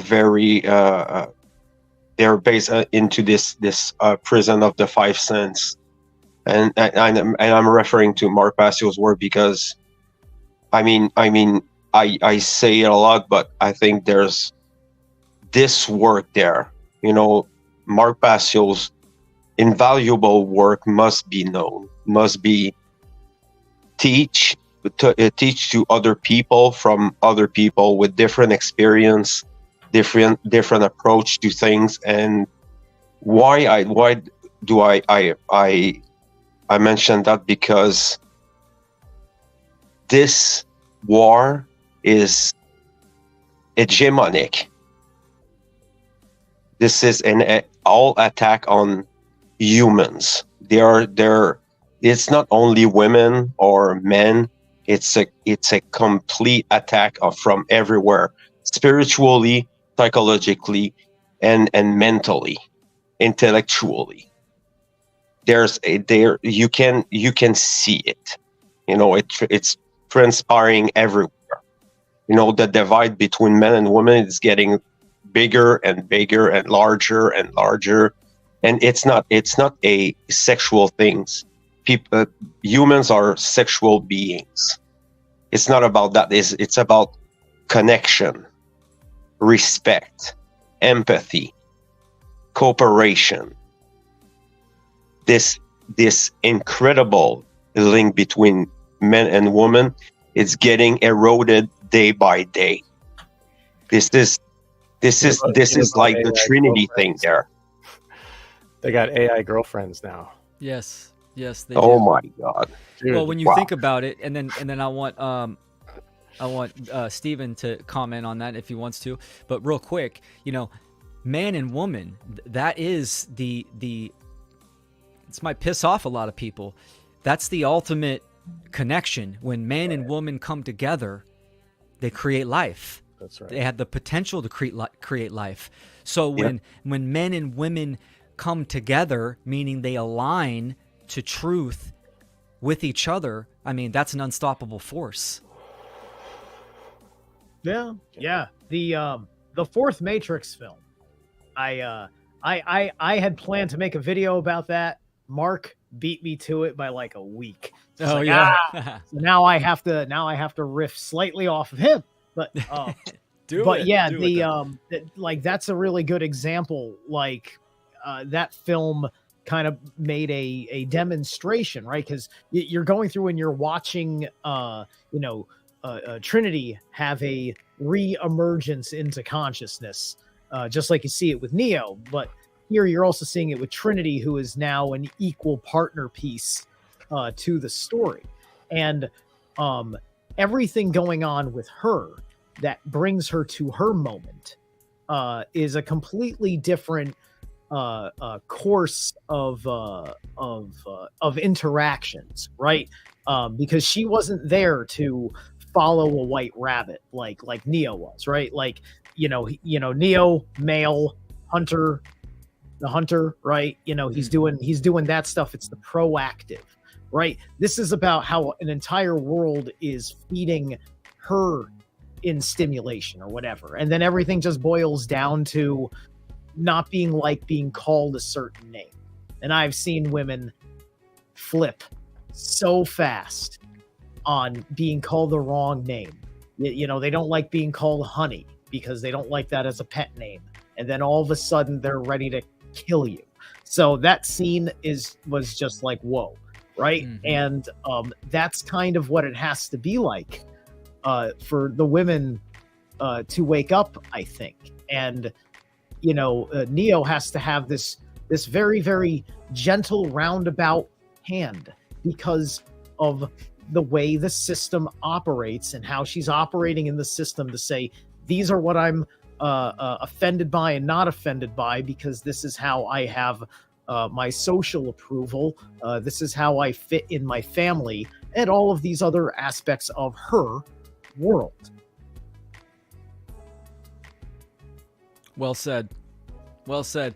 It's interesting. The inversion of a masculine principle would be inaction or stagnation, right? So when we look at what's going on in the world, we see a lot of men that are inactive, right? And they're stagnant. The inversion of the feminine principle, women, would be reactiveness, right? So emotional reactiveness kind of touches on what you were saying. And the dissociation that they put us in, the stupor, like we're deer in headlights, that's the other, what you were saying, the first part, a lot of us are at that because of the trauma. It's like trauma everywhere. Like, oh, everything's burning and everybody's dying and everybody hates everybody. Our reptilian little survival brain, it's going to snap. Like, we have a different protocol when our reptilian brain is trying to protect us. When a man threatens us, when a woman threatens us, there's a little bit of cognitive dissonance, because there's the what I really ought to do under natural law, and then the wait a minute, it's a woman, and natural law also says, and now wait a minute, now there's all these matrix rules that she's invoking, and I don't know what to say, right? And so then you're just in this tense moment where you just don't know how to react to her now that she is taken a threatening posture to you, which isn't actually physically intimidating, other than the fact that you're trying to figure out how you do this without hurting her. Think about how they attack self-esteem.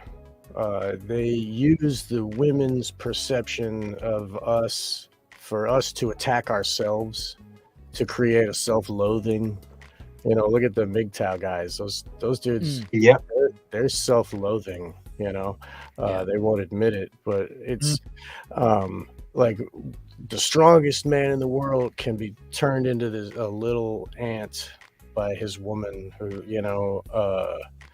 it's a way of controlling way deeper than they could with force. If they can control the maven of the family, if they can control the wife of the strong man that they're trying to subdue, that's been the plan. I mean, and look at the satanic witch, Anton LaVey described how important the female, her femininely wiles, I guess, her power over men is huge, and it can be wielded, and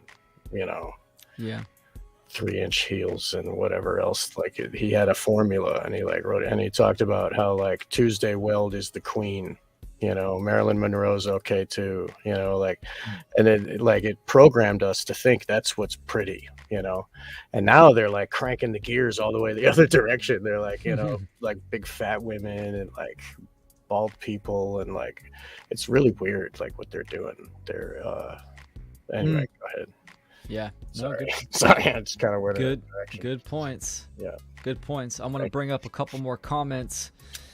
Where'd they go? This is great. I just got out of work, and thanks for Yeah. being here and having me on. Thank you, and Oh, good to see absolutely. you, Fred. It's been a long time. I remember you from Facebook, and I don't know you, Mister Immortal, but it's very good to be here with you as well. And, Yes, There we I've- go. I've been a friend in the scene since 2012. Oh, sweet. I've lost a lot of history for various reasons, but I've been around for a hot minute. Cool, man. Well, that's great. I'm glad to. I mean, you seem to be keeping up with everybody in the conversation, and anyway. So this is what's beautiful about doing a live show like this. I'm glad you guys hopped down. It's unite the clans, right? All you guys have your own channels and have your own content, right? And podcasts and stuff like that. This is great. So yeah, I just got out of work. Unite the clans. There we go. Because you're all the way over there on that coast. I'm like just getting done with second shift, and it's like, oh, cool. I can sit down and hang out, and it's really good. Thanks for being here. Anyway. Yeah, there's a lot of work to do, and I mean, I want to add something to. I know it's common sense, but for the female male approach, I mean, they're in the. You cannot separate them for some reasons. There's always going to be a natural relationship and loving and caring relationship. It's the way nature is. But with social conditioning and mind control, the thing is, it became easy. They don't have to do it anymore. People are doing it intergenerationally. Your parents are like, they're pushing you into a role that you don't really want, and people are fighting against that mentally and emotionally. And essentially, when they're getting conscious and they're going into society, they're seeing all the deceptions and lies and fraud from this culture that we're swimming into it, and the culture this says influence the solution for these kids is to chop off their junk. Here you go. You feel out of place? Just chop off your junk. Yeah. Well, I mean, parents need to do their job. Right. Yeah. Oops. Hold on. Let me go back to. There we go. All Oh, is that right? And we have another content creator. How you doing, Sarah Cross? Hey guys. Hi Fred. And Nice to the meet you. new guys I've never met. Nice to meet you. Nice to meet you. I Zara could have Lath sworn you Immortal. liked my things on Facebook from somewhere. Could've sworn. Oh, I may have. So Sarah, how are you doing? You want to dive into this conversation? You can speak on what we've been talking about, or this is an open discussion. We can take it in whatever direction. No, I think it's just interesting that this is like where the topic's kind of turned into, and just talking about women in general and the inauthenticity that the population of the majority of women have turned into, in a way where I don't think that that's intentional. It's just because we've been conditioned, and for thousands of years now, it's been sort of an assault on, the female in that way, Yeah, and it's it's not just women. It's both operations, mind control. They're different, and they're full-fledged on men and women. And I think it's important to talk about both these dynamics. I will say though, within since I've kind of been public the last few years, just recently, within maybe 8-9 months, I've seen a lot more women come out and do the one great work and talk about freedom and shadow work and this kind of stuff. You being one of them, Sarah, and Leslie Powers, Stephanie Mo Davis, a whole bunch of women, and that I love that. That we need more women coming and going public, and that's a good sign in my book. Yeah. I do think it's important that people start, I think it's good to talk about natural law and all these things in it, but I think it's just as important to talk about solutions on how to actively apply it as like a real thing. And like what you're saying, there has been an assault on both men and women, only it's operated in different ways. Like, for the women, it's like attacking the muse behind the strength. It's attacking the hearth behind the home, and it like, that's just like how I have kind of come to understand it. It's like, it's attacking the other by attacking the other and vice versa. Mm-hmm. And when we don't support each other in the roles that I feel like we are all unique. We all have different skills and creative avenues that we're, able to apply in. But I do feel like deep down, spiritually, we have very specific, important rules as well that more so apply to giving back females and males the chance to be a proper unit. If that makes sense. Well said. No, yeah, absolutely. I think you're right. And I think it starts as babies because the primary relationship is between the mother and the child. Absolutely. And they have like so many different ways of attacking. And now they schedule, like they have C-sections because the doctor wants to go golfing, they don't put like a emphasis on that relationship anymore. They just use Pitocin, which kills the natural oxytocin. So like the mother doesn't bond right, and the baby doesn't.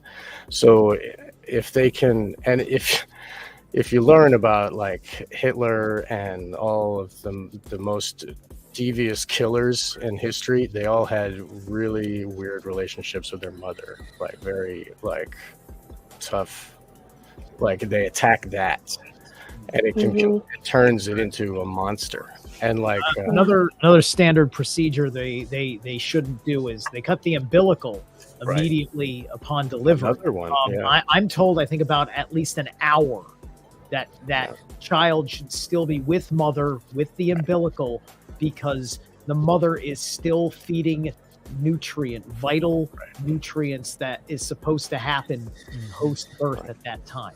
Yeah, it fills your brain. It fills the brain. The cord blood is like food for the brain. Yep, all the plasma. Absolutely. This is where it starts. The birth is a trauma bond. That's what it's supposed to be between child and mother. It binds that connection energetically, physically, and stability for the child. And it's been completely disintegrated and inverted nowadays. And I think that has detrimental effects on the child, just right out the gates. So, and real quick, let's bring on Logan Hart. Thanks for joining. Yo. Open discussion. You can comment, take it wherever you want. Nice. Yeah, we'll just go around. Yeah, I was literally about to lay down and opened up Facebook and saw I was live, and I was like, guess I'll put my clothes back on and jump on camera. Or at least a shirt. Yeah, exactly. Yeah, very cool. Yeah, I assume the shirt was necessary. I just assumed it.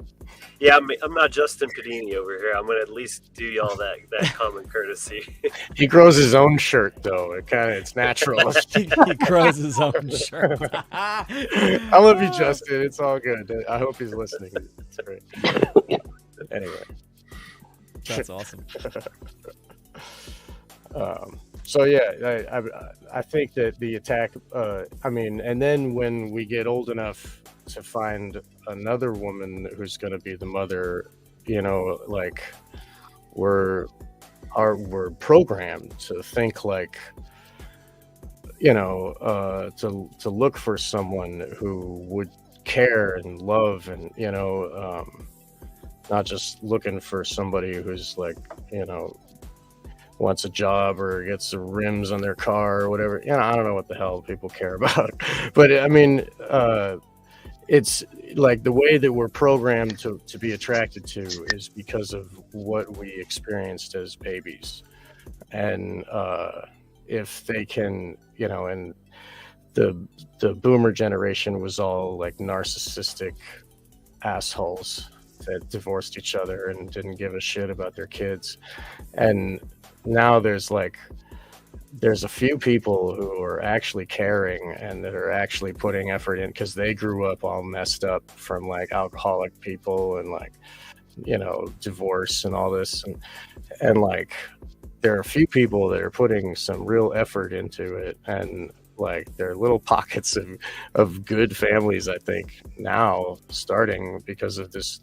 Like those of us that are this age that are you know, actually understand morality and, you know, family is necessary and important, like these fundamental lessons that like they don't teach you down the rabbit holes. You know, you got to be a human and you got to like learn and care, and like the only way you're going to change is if you notice that and you care for others. You know, it's like a, but anyway, if they can attack, like if they can make us hate our parents and like hate ourselves, you know, we're just going to fester into this like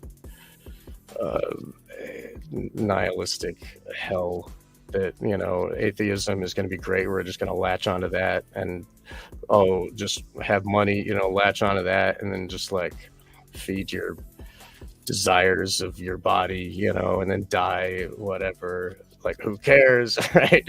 Like, and then that's another life gone. Who cares? They won't want to have children, you know. Like, if you did survive and not cut off your junk and you still have enough sperm to make kids, like, you know, are you playing video games? You know, are you like actually meeting people? Are you like expressing what you care about? And like, you know, like, are you making that? Are you being in the world, or are you just gonna die? You know, it's really sad because there's no replacement. Like, it's like 1% everywhere, and you know, our population is crashing, and I'm just maybe there's more people. I'm sure there's more people than we think. Maybe they're stuck by fear or insecurities or any factors that can modify their behavior, and we are all dealing with that, you know. Let's be humble about that, you know, and this conditioning there, it's very hard to completely disconnect from it because we have this need for human relationship.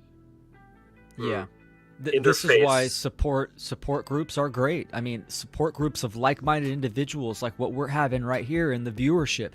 It's vital. It's vital to have that connection so we can relate and support each other. And this is on the energetic realm as well, right? I mean, we're not live in person, but we are still connecting energetically, and I think that's really important, which is kind of the silver lining of the whole pandemic time period, right?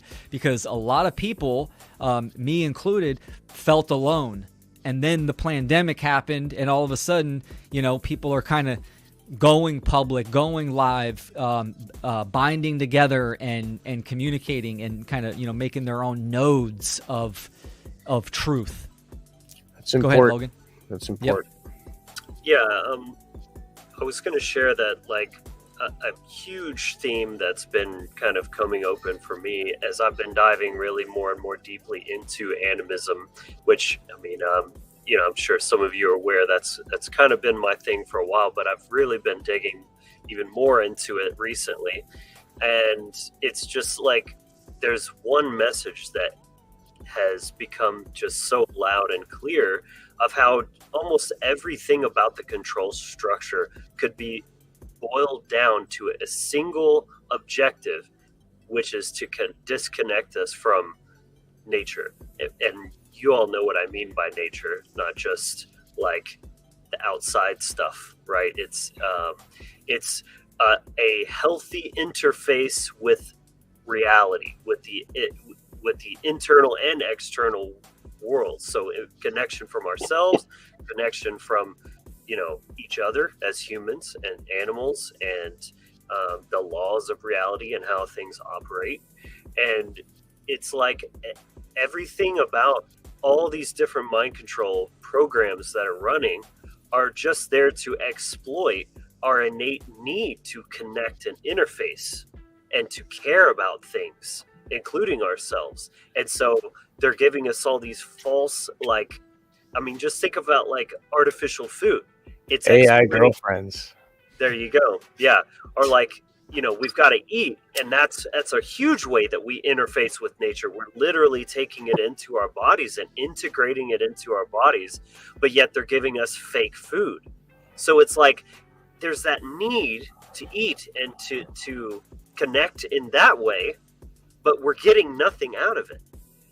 And then you got video games. It's an artificial reality where you get to be the hero of the world and you got all these superpowers, but it's not real. It's meaningless. It's empty, right? But you could just look at so many things like that same kind of way, in the toxic relationship we have with ourselves, with each other, just the things that typically people care about, the masses, the normies, whatever, is like that. It's empty, but it's exploiting that need to love something, to care, and to like have relationships with different things. Absolutely, man. It really comes down, this is one of the biggest things about this experience. It comes down to relationships. This is what we're here to do. Relationship to yourself, relationship to the world, to truth, to principles, to your evolution, to one another. This is what nature is, relationship. Well said, man. Seems to be the theme of this conversation, connection, huh? Yeah. Keeps coming back.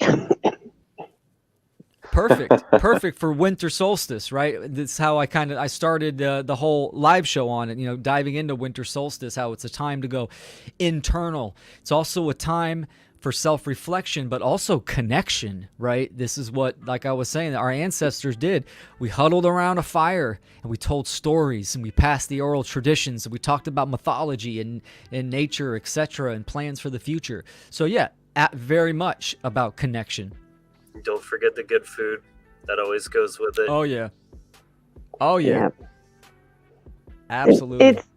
It's funny you're talking about the connection and with 2020, and I mean that's what I just always kind of call it, is the 2020 incident, and it being used as a divide and conquer strategy, which is time and true, works every single time, and using fear as the sounding board. And during that time period, it was already a problem that we had in society, I feel, that whole formula. But when that happened, it was like they knew it was going to hit very hard, because all you have to do is scare people, with death. And then they'll all just flip out all at the same time. Yeah. And like this, I think because people can't understand their own personal mortality, or even just the fact that we are mortal. I don't know where people got this idea that we're immortal, but it seemed to be like this theme through that whole few years. And it's kind of like, it was like something in their minds snapped, and all they had to do was divide us with the fear of death, and we all became enemies to each other. And this really, it ruined relationships, like marriages that had been together for decades, friendships that had been friends for decades. It ruined community groups. It ruined how we interact with each other as communities, as family communities. And this really struck a chord with me. It really like upset me quite a bit, because most of what I do is all in the community work, and I interact physically with people. So that it cut off like 90% of what I do and how I interact with everybody. It was weird. It was a weird time, and I'm just hoping we can bring that back, which is what I try to do. A quick side note, based on just what you're saying, just real quickly, just to tie back into what I was just talking about, is it's like that whole thing was another phase in disconnecting us in the physical and pushing us towards the digital, because it's all about like going into the metaverse and, you know, like the AI and all that tying in. So this just was a huge traumatic event that made people afraid of each other, all the social distancing. I mean, it's literal programming you to disconnect, keep your distance from each other, and then we're all just going to hang out on Zoom I think that a lot of the people that took the vax, they knew what they were doing and they wanted to die. I think deep down, after the lockdown and all that treatment, and with the 6 feet, going 6 feet under, that's the distance you need to be, I think a lot of those people, they were ready for it, and they were finding an easy way out, and they didn't care about their own life, and they might, some people were scared, like they got scared of the C word, like they were scared of this imaginary thing that the news was telling them they should be scared. But really, when it came to death, I don't think they were scared of that. I think that they were ready to be done. But after all this life of nothing and chasing money and like all that mattered, and then they take away people's connection to each other, and like, you got to be 6 feet apart from everybody, and like I think they internalized it, and it festered out as an acceptance of dying. There was a lot of programming in that, in the TV too, and the movies and stuff. The prior several years in the political spectrum, which is where this conversation in the media was manipulating people, was an entire demoralization campaign through the entire manner of any conversation involving that guy that won an election under suspicious terms a few years ago. Not the guy who's currently there, but the guy George W. Yeah, no, well, yeah, sure. There's plenty of examples. Supreme Court gave him. We can go back to the Civil War. We can do all sorts of things. But okay, never mind. But there was an entire demoralization, because I was just leading up to it. Like, I didn't think it was ever gonna manifest with like a pandemic kind of thing. I just knew that people were under a whole lot of psychic spiritual stress during those years. I was an Uber driver, and I was doing that like full time, running my truck into the ground. But I was kind of doing like the Uber guru thing and trying to use my empathic connections to, wake people up through subtleties or not so subtle. I used to yell black pill stuff in my cab in the car while this guy is trying to get to his Wall Street job. Right, this is me. Right, in like 2019, and so people were breaking down, but at the same time, like there's a lot of people that makes it look like everybody, quote, is trusting the media, but you really talk to people, nobody really actually trusts the media. But when the media says something that a particular authority figure goes on the media, right? Like the people that are within academic consensus, like the guys that sit there and are yes men to Dr. Fauci, right? Like those guys, they get up on the media and then they say, yeah, X, Y, and Z protocols is the way to go. right? And then as long as they got that particular peer-reviewed authority expert in there, who this is your high priest of your cult of the medics, if you will, right? These are your bishops, your cardinals of this inverted religion of medicine, Medea's medicine, right? Media, drug distribution, it's all the same shit. It's been going on since ancient Greece. Bacchus, like I said. So those guys put together, that said, like, yeah, the media's full of shit, but they've got that expert on. This is all, and then there's government people, right? And they'll notice that, okay, they got this expert on, and then people in Congress also happen to listen to people that agree with that expert. And now that psychic consensus is established, and thus the government, the mind control functions. There's your function of mind control. It's the priest in the white lab coat. Yep. Yeah, in the Soylent Green, they used to, when people got old, they would just go to this booth where they would show them pictures of deer, and they'd be all, nice greenery and sunshine, and they would recycle the body. I mean, it's coming. It's next. And look at that Midsommar. They got the 72 years old, and they jump off the cliff. They're like, I had a good life. We don't get old here. I think that that was programming for the baby boomers to, okay, we're done paying for your medical bills. And like the guest, or like the note just said, Canada has MAID now, where medical assistance in dying, and all you have to be is poor. All you have to do is need a wheelchair, and they can be like, oh, well, we can't afford a wheelchair, but we'll kill you.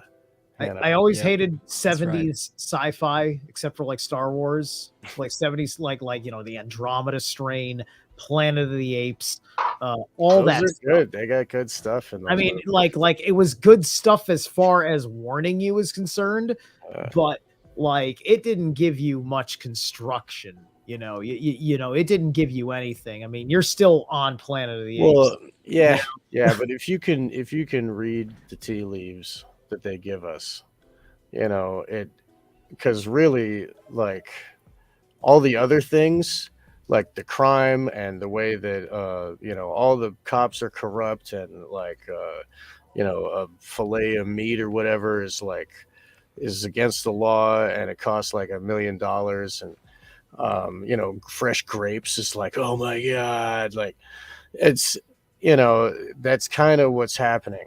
And I don't agree with eating and killing animals and whatnot. I'm just saying that is happening in society, where they're monetizing everything out of our reach, and they're making us accept eating humans. That's next. Bugs. It's gonna happen. Yeah, bugs is one, but people are gonna be like, I won't eat bugs, and they'll be like, well, I'll eat your ass. Like Alex Jones said it himself. That the one day that Mark Passio goes on there, he's like, starts talking about cannibalism. Like, I couldn't believe that shit.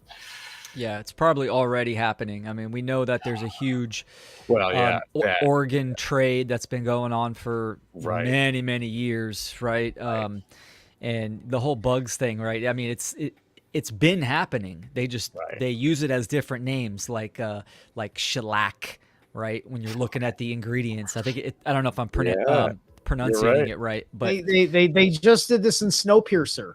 The rations were made out of cockroaches. Exactly. And there were desperate times where the main character admitted that he knew what small children tasted like, and he hated the fact that he knew that small children tasted better. Yeah. Right. Small That's a great movie. Better, don't they? That's a great movie there. And shit, they like chain a little cow down to the ground, and they won't let them walk more than 3 feet or whatever. So that, I mean, they torture dogs at this festival every year in like Taiwan or some shit, and they torture them, make them afraid so that the meat tastes better. Like, it's adrenochrome is a thing. Like, they do it to animals I think saying that the meat tastes better is got to be just like a side, like you know, like you can like It through tenderizes it, bed, dude. make them think that anything is better, right? And until they have a paradigm shift, they realize it tastes terrible, right? I used to think pure sugar was great. Now I can do quite without. Yeah, but I'm just saying that, I mean, even with natural selection, like and predators scare their prey, you know, and it's more effective for them. It's and they have to eat it without cooking it, you know what I mean? It actually does tenderize the meat. It does Well, things to the meat. Yeah, that's what kosher is, right? Kosher Oh, is right. like not letting the lamb see the blade. It's like it's done with certain religious contexts and stuff. Have you like ever that. seen Faces of Death? They show a kosher cow killing. It's like, holy crap. They just like open up its neck and they flip the cow upside down and it just drains right out. It's really gross. Yeah, I remember that when those videos came out when I was young. I was like Yeah. a young kid. It was Same like here. I watched some with my cousins and instant trauma. Right. I mean, it was fucked up. I mean, so I remember when was it rotten.com was the website? Oh my god. that website. Listen, that website was a whole lot of things. One of the things that website did really well was when ISIS came on the scene and those beheading videos came out. Rotten, who has seen real beheading videos, has documented. I've seen real beheading videos on Rotten. He made a whole like article on his webpage saying like, dude, in our assessment, that's not real. And it's not real. It looks like he was taking a butter knife to the guy. Then there's a scene cut, and then there's an odd thing that looks like Photoshop where the guy's head was just, cut and then pasted over here, and then red splat. Like, and it just didn't look like a real beheading. It's not one you could have done with, I don't know, the blade that the terrorist had was like, I don't know, like this. It's just like, where's your thing? Like, you're supposed to have like a saber. You're doing your whole caliphate thing. Where's your saber? You're supposed to have proper props for your ritual. Faces of Death was in the age of VHS, long before they could edit that shit. Well, here's a good point to bring up, right? We're in the age of AI. Yeah. It's, rapidly getting more advanced as we go. And I am a proponent of using AI tools. Obviously, the social engineers are going to be using them for different modalities than what I'm talking about. But, I mean, you can literally have AI make a video that's almost indistinguishable if it was real or not, right? I think the one that kind of got a big response recently was the prime minister of Ukraine getting assassinated, or it was someone like that, and it was all AI generated. So they have these different things. So my point being is that for the normies and the average people, or even the halfwayers, right, the red pillars, but they haven't got down to the natural law and causal factor realm, discernment is going to be very hard for them. I mean, we see all the dialectics that are going on right now in the political arena, war, genocide, all this kind of stuff. It's, I mean, to me, it's leading the sheep this way and that. So easy. It's just crazy. If you look back, 3 or 4 years ago when the pandemic happened and where we're at now and all the bullshit that was in between, it's just the dialectics are speeding up and they're getting faster and faster. And what you were saying, Stephen, is that I think a lot of people can't handle this, so they do check out. And it's just a crucial time. Where you guys see it going right now? I'm gonna say I need to go. It's like almost 1 a.m. now. I want to thank everyone there and the people who are listening. Thank you so much for supporting all the great workers and even the people from the outside that are working their ass off to put this information out. And like usual, I want to say that if you're listening to that and you're not doing it, the time is now. Do it now. Start right now. Read a book. Go. There's like millions of stuff that is free to get from the internet. There's no justification for not doing it. So I encourage people to go and just take knowledge about the occult, natural law, morality, and all these things and go all in to it. And I would suggest to go to Mark Passio's work. The seminar, natural law seminar, is the place where I send the people. And after that, if they want more, I send them to the podcast. So this is where you want to go. There's plenty of other people who are doing a great job. A lot of them are here tonight. So thank you, everyone. Thank you for your great work. And we're going to talk later. Fred, thanks for joining. Fred from the Libercast. Appreciate you, brother. And thanks for the work that you're doing, man. Thanks for joining. Have a good night, people. Bye. Later, Fred. All right. Yeah, Fred's got a good point, too. We'll go back kind of to my question, but, it's winter, self-reflection, shadow work, getting the internal environment, the internal ecology in order on what can I do to get on the battlefield. I think still a lot of people think, okay, we got to do a podcast like this. We got to do live shows. There are other modalities. It's really about knowing yourself and knowing your attributes and your strengths, and harnessing that and wielding that for the message of getting it out through technology. I mean, I was talking to a friend about publicity and event coordination. I have a friend, she doesn't like being on camera or doing videos, but she wants to do the one great work. So she sets up events.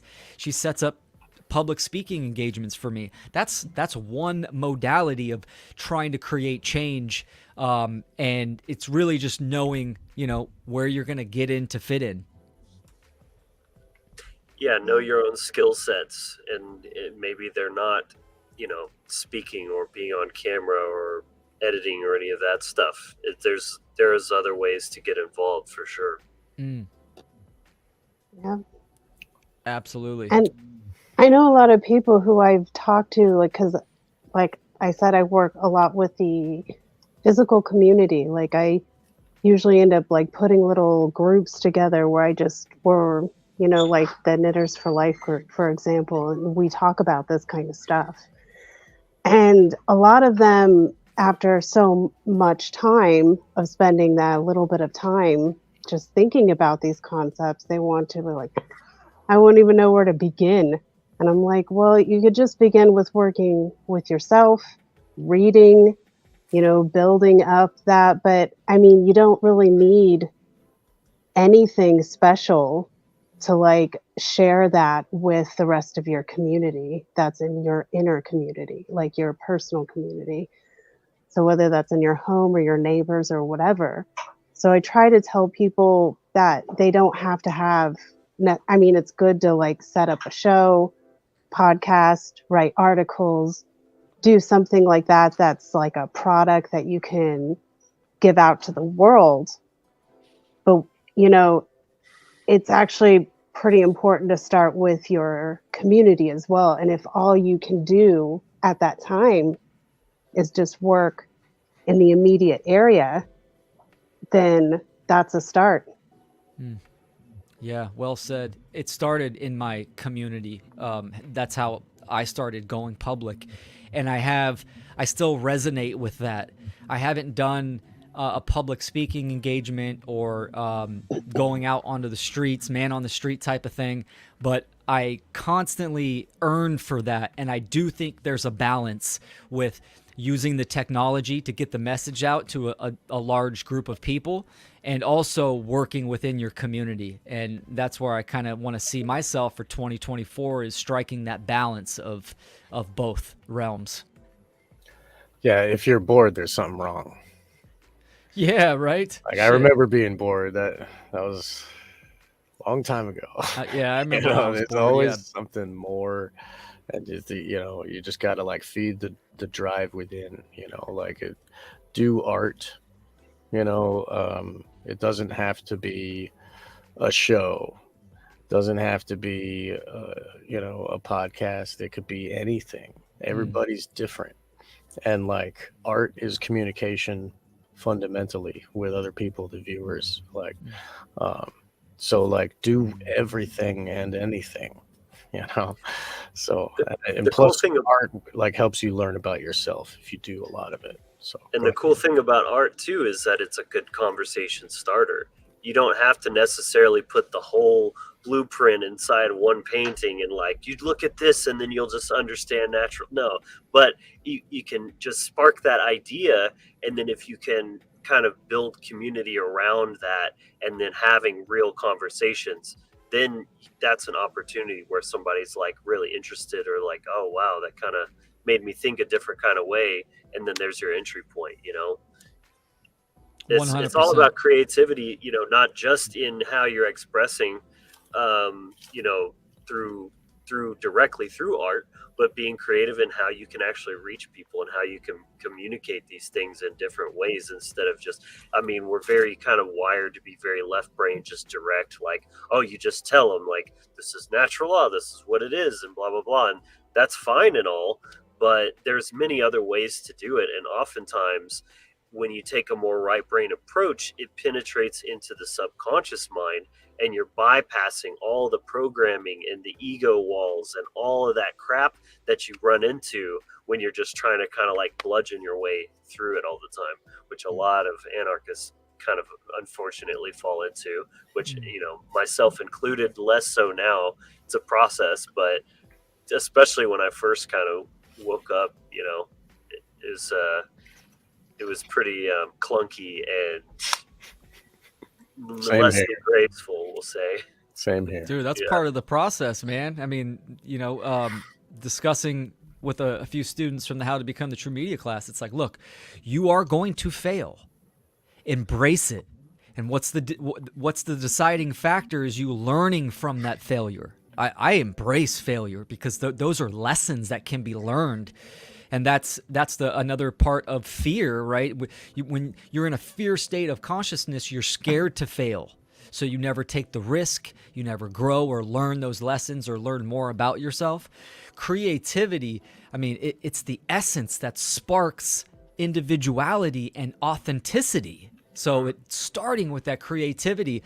That's how you're going to get to know yourself. And like you said, Logan, and it's one of my mottos, more artists, less leaders. So that's what we need. We need artwork, because artwork, you know, it speaks to the heart and the mind, right? But it's an inspirational factor, and it's energetic as well with symbols, and like you said, a great conversation starter. And another thing I want to add too about, we were kind of chatting earlier about, you know, starting, you know, doing the work, getting on the battlefield, but you cannot omit the importance of the internal work. That is where the battle begins, really, because, you know, community is great and all, but lots of communities start out good, but everybody just kind of brings their bullshit to the table and it just flies apart in a total disaster. So you've got to be working on your ego issues and healing those, you know, those internal wounds, because we all have them. You know, I dive deep into this in my trivium hacking presentation about mind control. It's all about the trauma, and that which disrupts your sense of self. So you either have this overinflated sense of self where your boundaries are way out here and you try to control everyone and everything, or they're way diminished and you think that you're not worthy of anything good, or that you can't actually make any change, or, you know, and that's kind of like the it's either masculine direction of energy externally to in a penetrative way of, like, that's why they call people dicks, right? Because they're just going around fucking everybody energetically, and then the inverse is it's kind of the feminine imploding in on itself. So finding that balance between, you know, caring for others, caring for yourself, not letting one too much override the other, and finding that kind of symbiosis, you know, and just learning how to pause, if you're super triggered about something and your sense of self is feeling attacked. I mean, we use this word, or people use this word, offended. You know, to be offended, there has to be an offense, right? An offense is an attack. So what is that attack? You're feeling attacked in your personhood.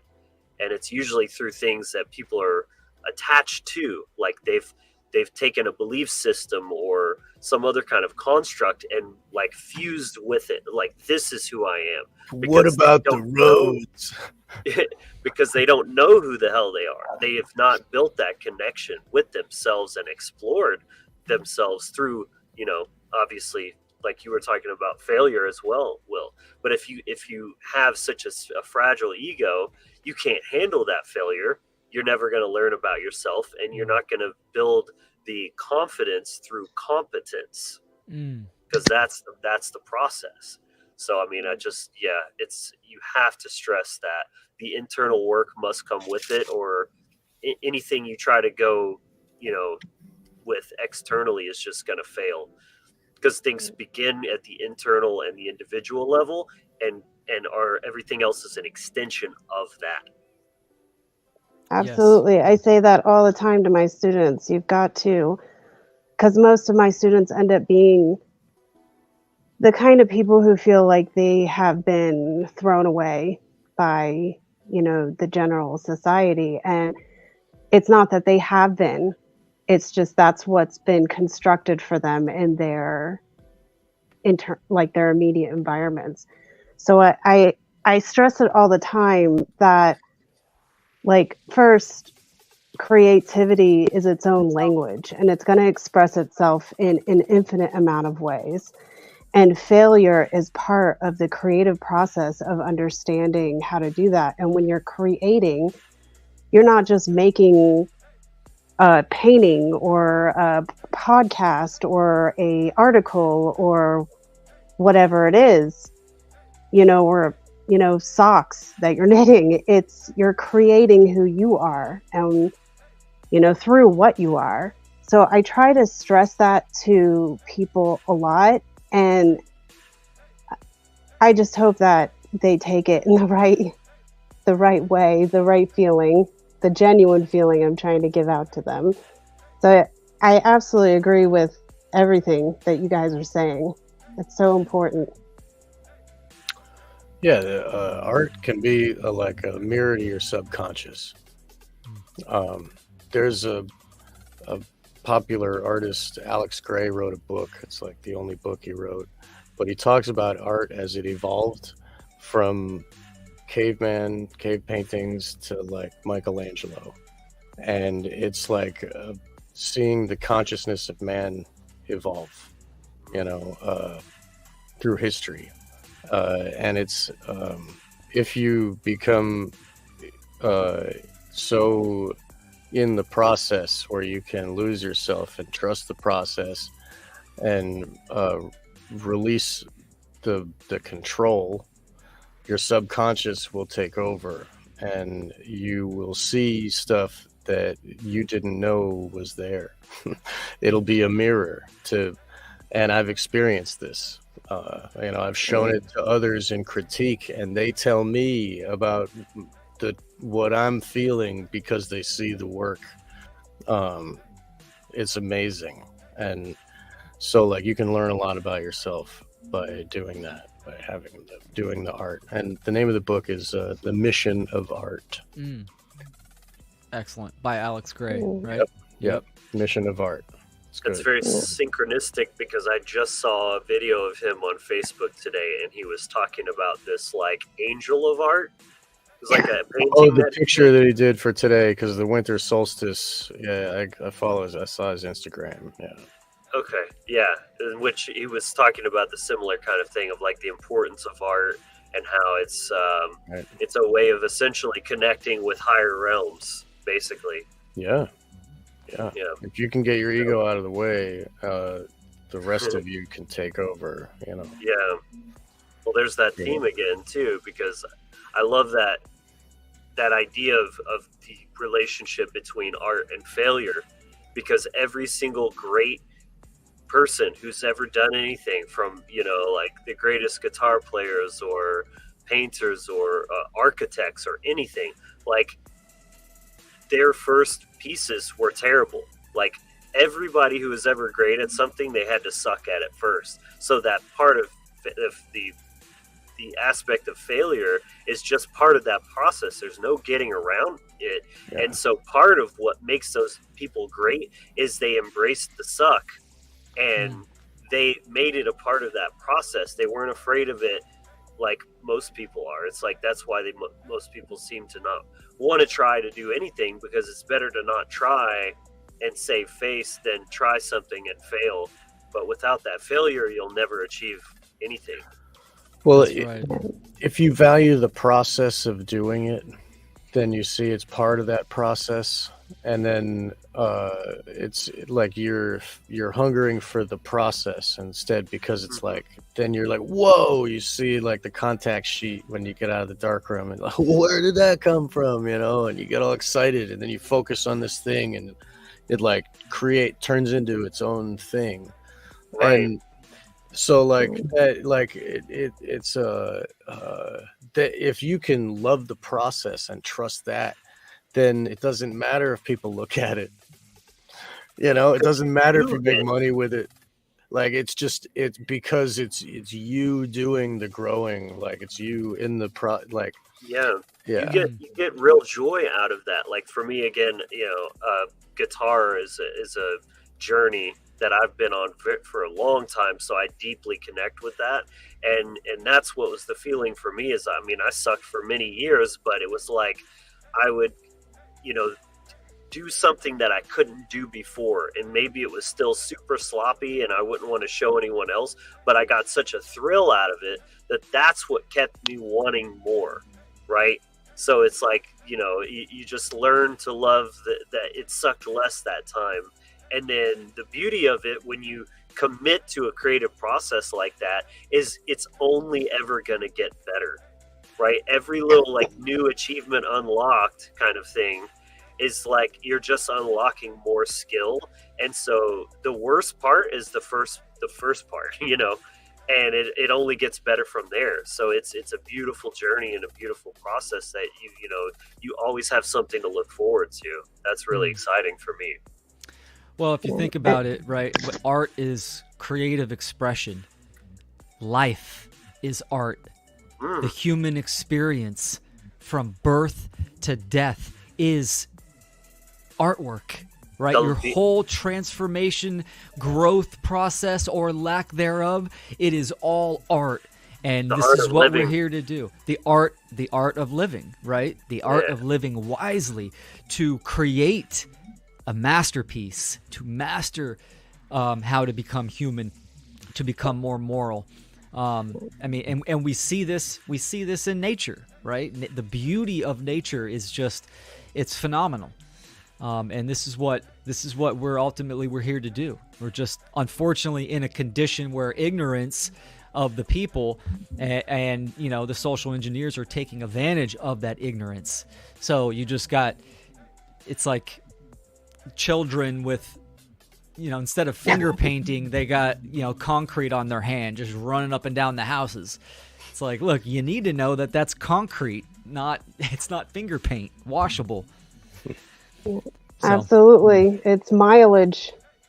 The more miles you put into it, more time, more care, it's mileage. Like I try to, like, I get a lot of people who they don't have a lot of confidence within themselves. And that's what I try to build in them so that they can move forward. And there's all this pressure with what you're talking about, like artistic expression. Life is an artistic expression, you know, from cradle to grave, and everything that we do.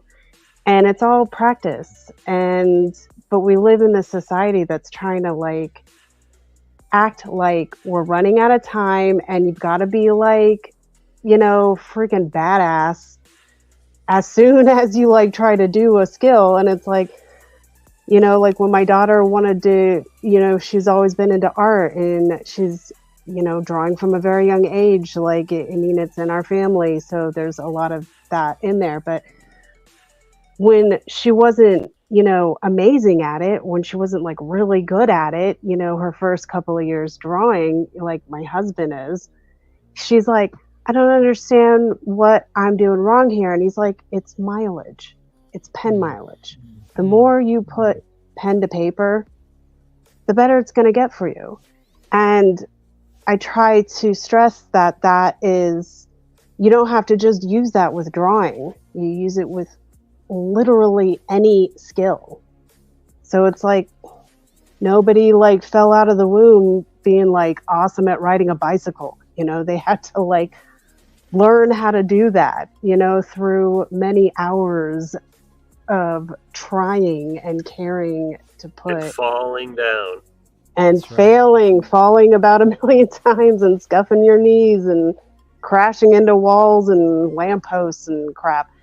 It's just, it's how that works. You can't move forward unless you like learn what not to do first. So That's right. It's a distillation process. Distilling the soul is a process of breaking down, failing, and then, the aftermath, the effect of that, of learning those lessons. All right, let's do a little check-in on the chat. Griffin Trays, have a good night, brother. Thanks for joining. Hexproof Anarchist, what's up? Nate Cap, what's up, my brother? Man, we still got a good amount of people in here. I think we're gonna go for, let's do another 15 minutes if you guys are down. Is there anything that any of the viewers have any questions? Go ahead and throw that in the comments. And my guests that joined the show, you guys have anything that you want to touch on? Here we go. We got a question, actually. Christ brings a sword. If life is not a test, what is it? And if it is a test, what is the goal? Who wants to take that first? I would say it's certainly a test. Certainly an endurance test, if it's anything, amongst other things, but Yeah, life, I would say, by the contextual definition of actually wanting to do more than have a passive experience, is going to be a trial. It's going to be a test. It's going to be a challenge. I think that's one way to look at it. Like, I certainly wouldn't say it's not a test, but maybe it's not only a test. I also think it's an experience that's meant to be enjoyed as well. It's kind of like the seriousness and lightheartedness of life all rolled into one, right? It is fucking serious, and your choices really matter. And we're here to learn how to be moral beings, but don't take it so seriously also, and enjoy yourself and have fun and experience things. Life is like being a human being. There's so much to experience, and there's so much demonization of sensuality and indulgence in a lot of spiritual practices, and I say that's just a load of horseshit personally. I think a healthy balance of both perspectives is kind of where I sit. It gets serious once you have kids. Like, then everything is serious. And it's like, whoa, the future is important. And, like, I got to take care of other things, that aren't just me, I think that's really, like, being able to get over your own problems in order to make another generation that doesn't have problems. I think that's the idea. The way that our genetics are built, I think the way that we get to choose who we make babies with, I think that it's very important that everybody tries to go in that direction, because we might, be snuffed out as a species if we don't. That's probably the goal or whatever. Because that's where creation happens. Like that's what he was saying before. Going against the agenda there, Sean. Procreate, and men and women coming together. Yeah, I'm a natural anarchist, I guess. Yeah. You're a citizen of Zion without all the valves and I forget what they call them, in the Matrix where they plug in and stuff. Oh yeah, like I was born free. Yeah, no, I was not born free. I had all the traumas everybody else, man. It was bad, but I mean, not the worst, I guess. Yeah, I would say I like, it's not just a test. It's a call to action to evolve and, contribute to higher order consciousness. And I do believe, I'll use that term believe because I don't know. We do accept the kind of the terms and agreements before we take this kind of this adventure, right? And it's a quest as well. And we're here to end slavery. We're here to accomplish symbiosis so that we can get to par and then we can start the process of evolution. I think with the current human condition, it's hindering our the pace by which we can evolve. Right? It's out of balance. We're in an imbalance. So a lot of people are devolving. They're not fulfilling their dharma, their soul path. They're getting knocked down. I think that's part of the kind of reincarnation cycle as well. Is people keep having to come back and redo this just because they're not progressing forward, evolving. So. Yeah, I agree with what all you guys said. I would say definitely it's the experience itself. It's like, we're being tested to like experience this physical realm in the best ways that we can and move forward and evolve and grow and hopefully create a more, a healthier next generation, spiritually is. But I do look at it as not as a very, it's serious, but I don't operate it in a serious way. That makes sense. Like, I like how Logan was saying there has to be a balance between taking in, like, it's a serious situation. However, we've got to take this in and still experience it in the way we're meant to. So that is the free will component, the spontaneous part of it, and if we can build a better generation every time, we go through that, then it's kind of all worth it. What's coming up for me here is the word test. There's different kind of flavors to it. We can often think of a test as this, like with the schooling system, which is so rigid and strict and authoritarian as well. And so I don't necessarily think of it in that way when it comes to life. I think it's, if anything, we're kind of testing ourselves. We chose to incarnate here. We're the masters of our own destiny. It's not like, I don't like the Christian model of, some dude up in the sky, like judging everything and like we're being tested. So, y'all do be on your best behavior. Yeah. It's not like that.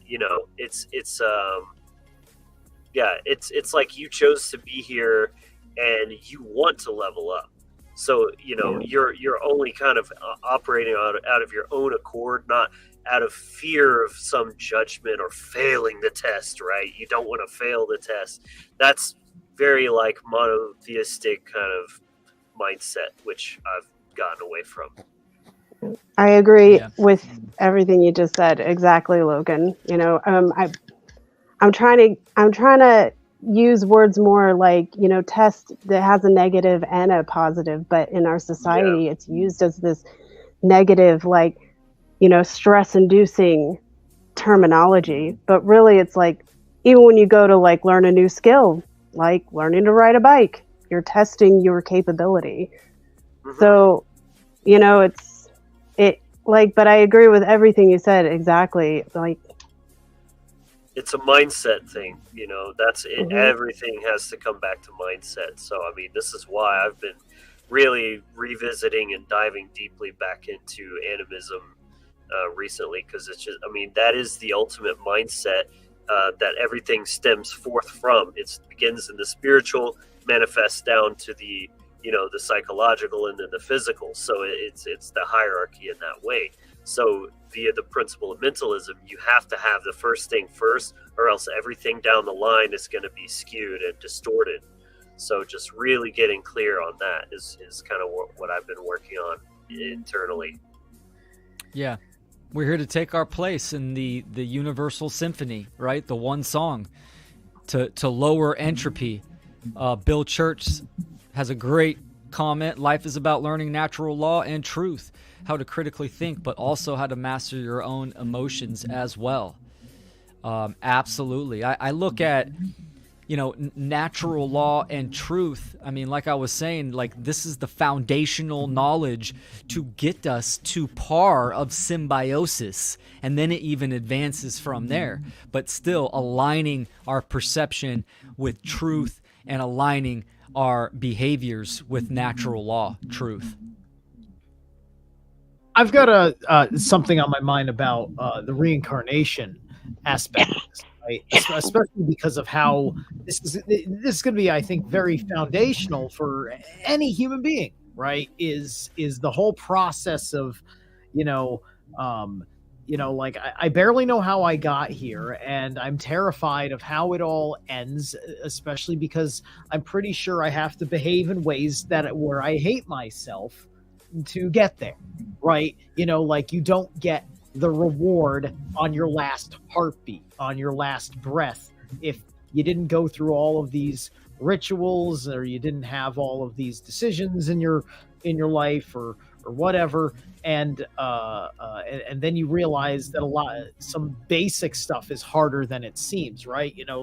Like going through just whatever's hard about life, whatever was hard about life in 2020, all these different things, right? Midgard is a place where it's both got malleability. Our manifest reality has this malleability for all of us souls that are having the experience here right now. Free will is here, and it's a very malleable, magical realm. And thus, with the law of mentalism and the all being encompassed, interconnected and almost one and the same of each other in hermetics, you're going to have all these different egregores pop up, and you're going to have your own personal demiurge giving you a bad time, and then you're going to think that demiurge is the lord of this world, inescapable, and thus you're going to want to not, try and escape reincarnation. You're going to want to, ascend, so that way, you're going to Valhalla or whatever. And I think there was a big grift that was popping up that popped up basically in the age of Pisces, that we're ending. That was all about this. Buddhism comes out, starts to rise up in the East to attain nirvana, to get off the wheel of samsara. You have a complete change of relationship with mortality in the West, with Christianity being introduced under the manner that it has been, so on and so forth, right? As an animist,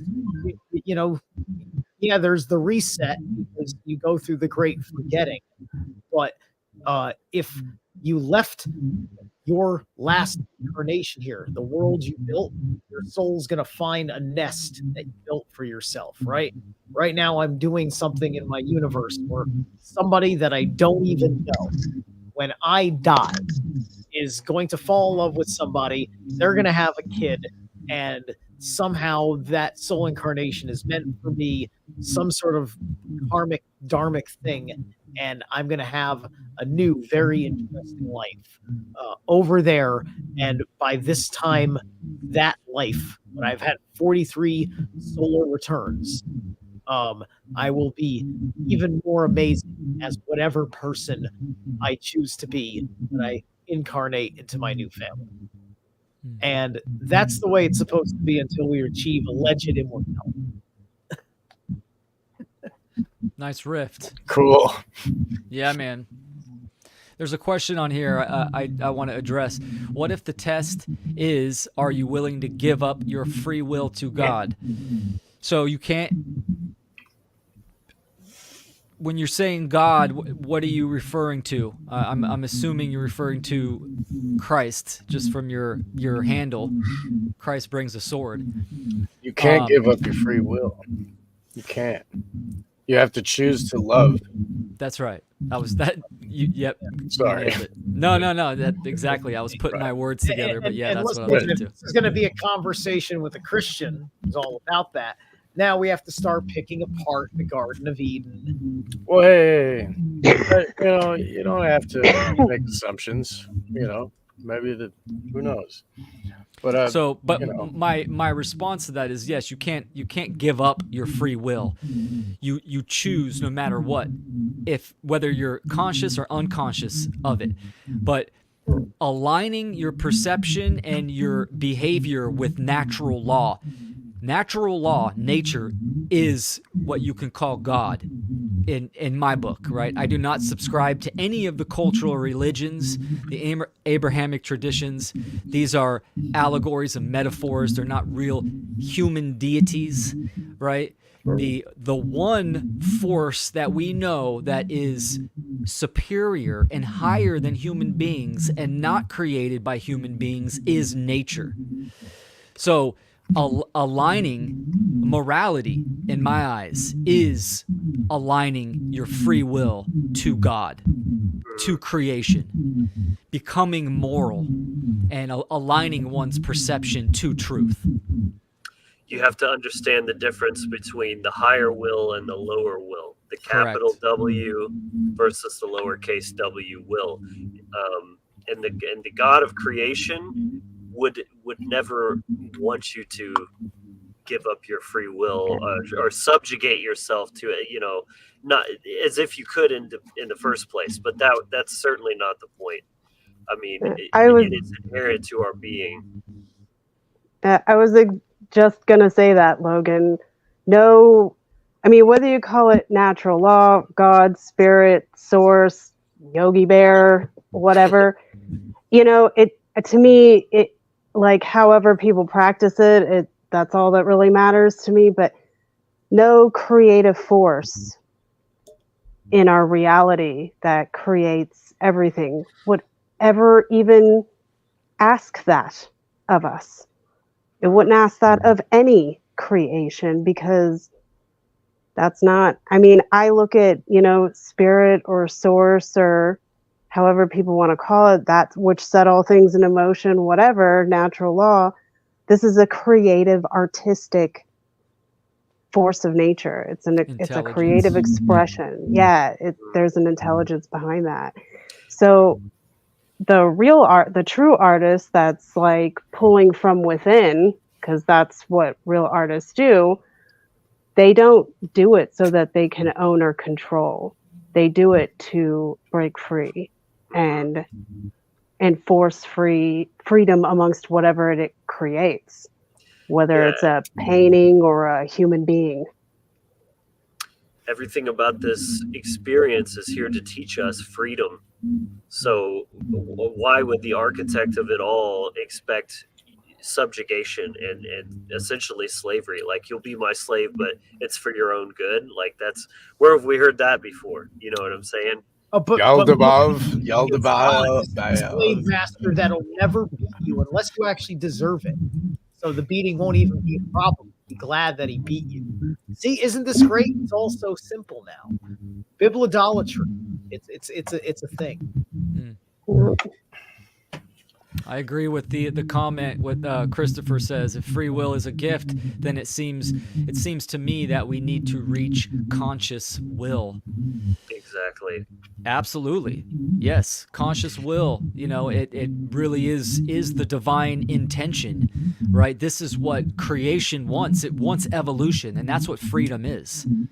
Freedom, true freedom, is evolution, and vice versa.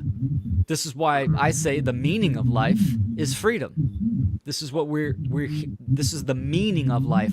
The purpose of life is evolution, and what entails is our own path to reach that evolution, our purpose. And we do that through the means of freedom. Right. That's what natural law is all about, is, what is good for you, you will naturally want to choose once you've actually learned the lesson. So it's never about forcing. Again, take it back to the example I used earlier of like eating healthy food, whole foods that are just pure and of nature. That is how you're going to nourish your body. And if you eat, synthetic foods, it's going to create disease. So there's no need to force anything. It's already built into, if you care about yourself and you want the best for yourself, you will intrinsically desire to make the right choices that will align to nature and to creation. So it's never about force. It's like understanding there is only like that nature is the only way. And doing anything else is just self-destruction. So no sane person would willingly choose that. And once you actually understand that, it's the only choice. A 4-year-old, like my kid, really wants gluten and sugar. It's like a constant battle. We're like, no, it's bad for you. He's like, so if everybody else is a 4-year-old too in their grown-up bodies, then I don't know, man. They're all 4-year-olds, so they might choose wrong. Right. Just, Well, this is the thing about free will, right? Free will must be activated, right? You have to activate free will, because if it's not activated, then it's just purely instinctual. Like if you step on a dog, the dog's going to automatically turn around and bite you. So this is where mind control comes in. People are under mind control because they have not activated their free will consciously. yeah. And if you don't have the option to make the wrong choice, it's not actually free will at all. It's Morpheus just giving you the red pill and being like, here, take this. This is the right way. It's like, no, you need to be able to choose either, and then you make the correct choice because then you decided. Yeah. Well, and then the great forgetting, and then we wake up as a baby again. I guess we decided, it's all right. I don't mind. It's a process. Yeah. I mean, like I understand that there is a part of the process where the forgetting like doesn't happen, and like your memories like kick in at like 2 years old or 3 years old or something like that. Maybe, yeah. Or I mean, like, there's or children the that trauma like is doing what it now. like trauma is what survives into the next generation. Because like, if a grandmother survives a famine when she's a kid, her grandchild will grow up obese because the trauma was inflicted on the eggs in the grandma, which affected the mother, which affects like this epigenetic, signal turning. So if you look at monarch programming and SRA, they go from generation, they stay in the same family line. They take the kids from the ones who were abused, and those ones are more easily to dissociate and fracture their minds, So anyway, That's right. let me tell you about cat AIDS. Wah, wah. Real Debbie Downer. Anyway, sorry. Well, I think we're coming up. We're coming up on 3 hours. It's been a hell of a show. We've had a lot of good interaction on the chats. Let's see. I had one last question. Let me grab it. Where is it? Oh, how does pride affect a person's spirituality? Depends on what you mean by pride, because there's, if it's a true, like I was talking about before, an overinflated sense of self, that is something that definitely needs to be worked on, and that can get in the way of having a clear perception of yourself and the world around you and how you're showing up and operating. But oftentimes this word pride from the religious context, like Christianity, for example, is essentially a gaslighting term to think, to say like anything for self-empowerment. Oh, that's your pride. You're not God. Get back down on the floor, slave. You know what I'm saying? And that's a real issue. That's anti-spiritual. So that gets in your way as well. I think it helps me because I'm proud of my works and I'm proud of what I've done, and like I'm happy to do more. I'm proud of my son. Like I'm proud of how smart he is and like what he can do for himself. And so I think pride helps me view myself better. So it heals the wound of my self-loathing. I think it's helpful for my spirituality. Well, pride is an emotion, and all of our feelings exist for a reason. There's no bad emotions. The only time they're problematic is when they're misaligned with truth. And that's key to cultivating that discernment of, are your feelings actually aligned? So, if you feel shame for something you did that was bad, you should feel that way, because that's going to actually, incentivize you. But there's a lot of kind of this new age ideology, this is very anti certain negative feelings, or like pride is ego always and things like that. It's like, no, that's nonsense. It's about calibrating your emotions properly, and they all serve a very important purpose. Right. It's arrogance versus confidence. And like I think of that kind of pride. I think that the Wunyo rune is an expression of that kind of pride, and it's a certain kind of subtlety that comes from the satisfaction of the accomplishment of a good thing, and you having the knowledge of judgment of what is a good thing, to see the standard that you held yourself to and made it right. Was this song written to the way that I feel is right, and it is all good and right in my understanding of what is good music. Yes, because you're gonna have to play that over and over and over again, right? Like you're gonna have to, like, if you made that piece of artwork and you're hanging it on the wall, you're gonna have to look at it, and you're your worst critic. You know what I mean? Like you're gonna have to play that song if you're a musician and you hit it big on this one song, like over and over. So you better really like it. You know what I mean? Yeah. Well said. What about you, Sarah? Well, I consider like things like pride to be a tool. Depends on how you use it, and you can use it when you're, even with all of your life experiences, and you go through, say, one situation, and then you can go back and reevaluate that and be like, well, was I proud of that? And the answer could be yes or no, depending on your choices. But it's just another tool as far as I see it. Yeah, it's kind of like dopamine, right? It's like if you did something and you actually earned your dopamine, you should feel good about that, because that's going to motivate you to do good things and to accomplish shit.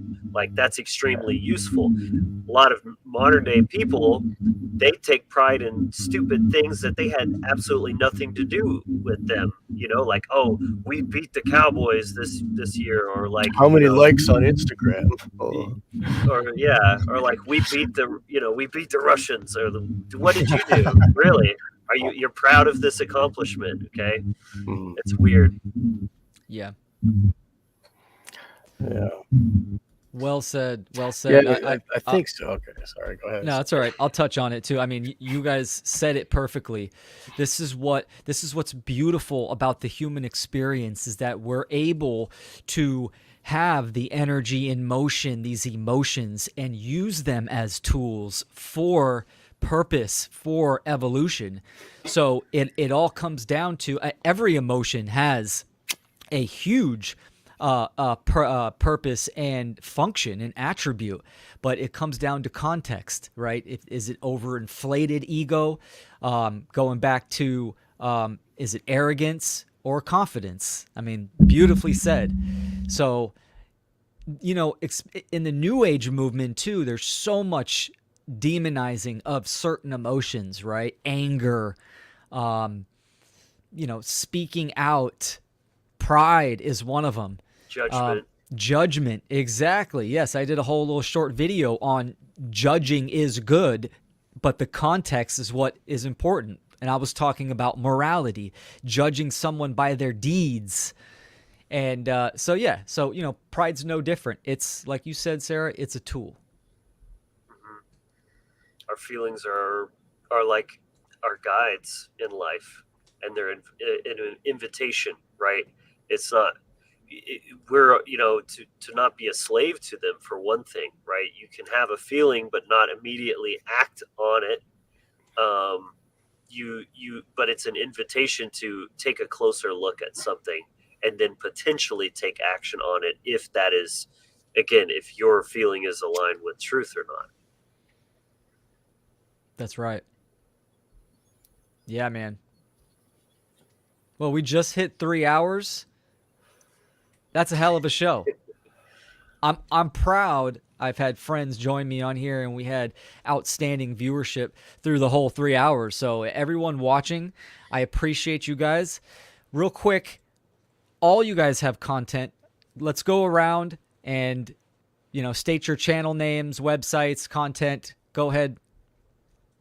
Shameless plug, and be proud of that. Who's first? The most prideful person can go first. Oh, looks like so. I'll go last. All right. Fifth house Aries will go first. Oh man, if anybody can own pride, it's me. But anyway, Zerlath Immortal, as you can see, down below on the StreamYard annotation.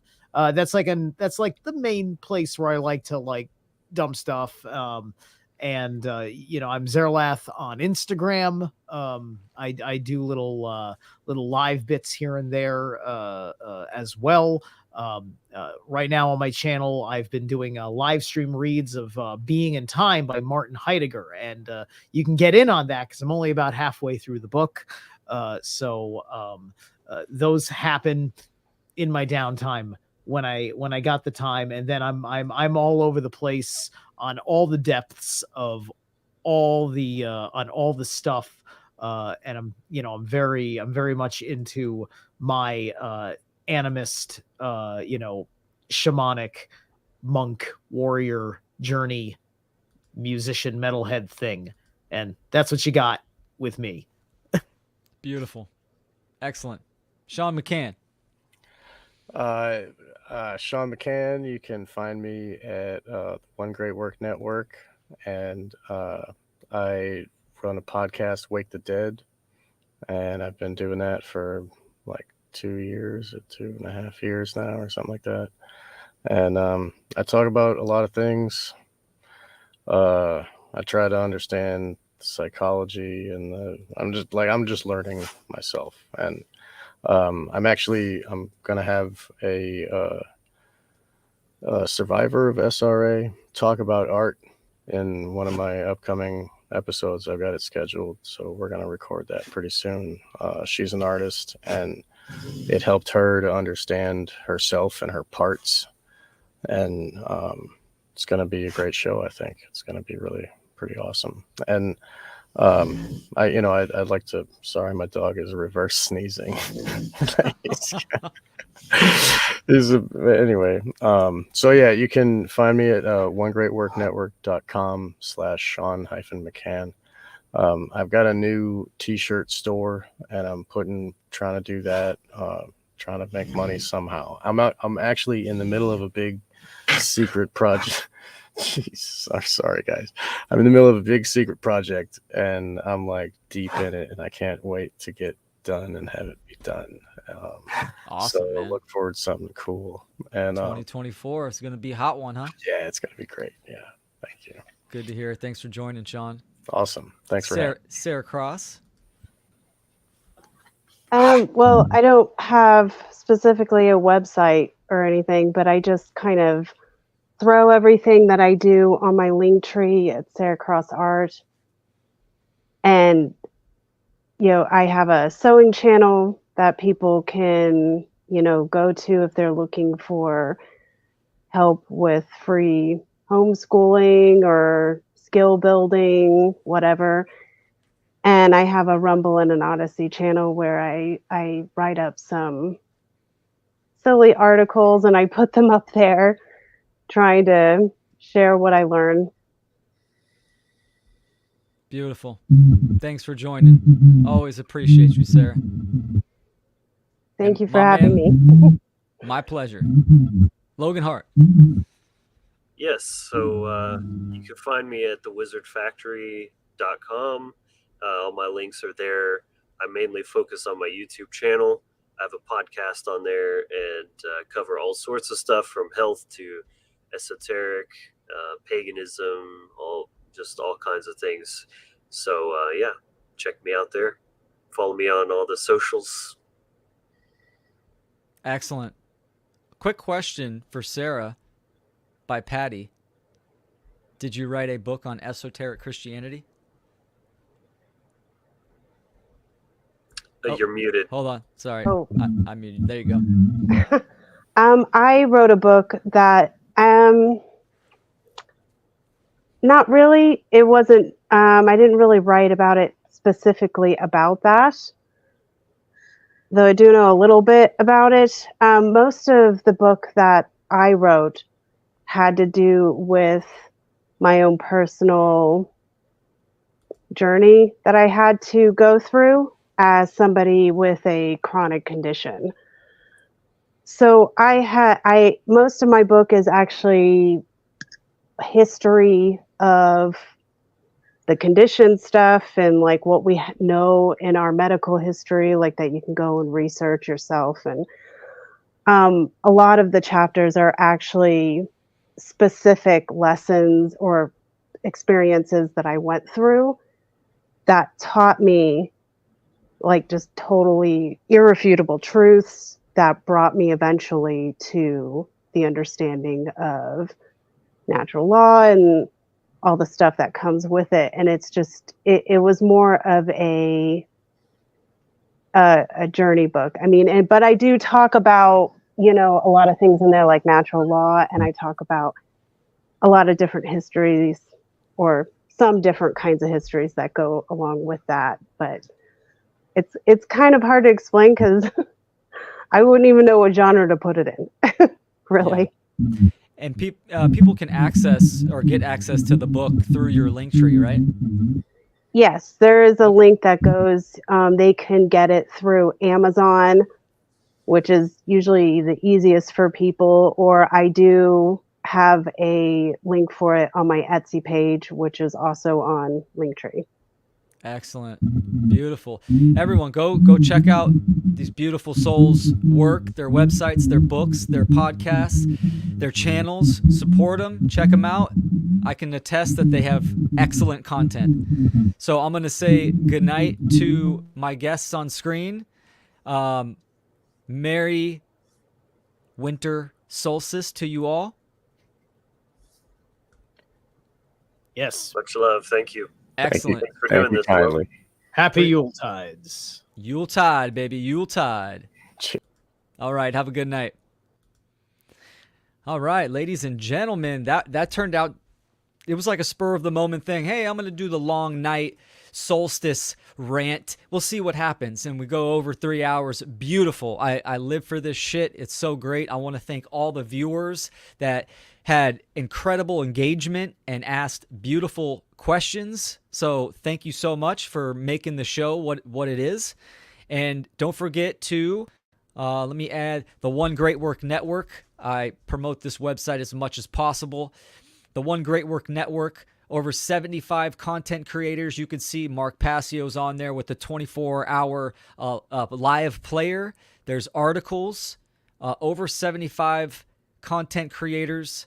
I mean, there's just a plethora of work on here. Everyone here is doing fantastic content.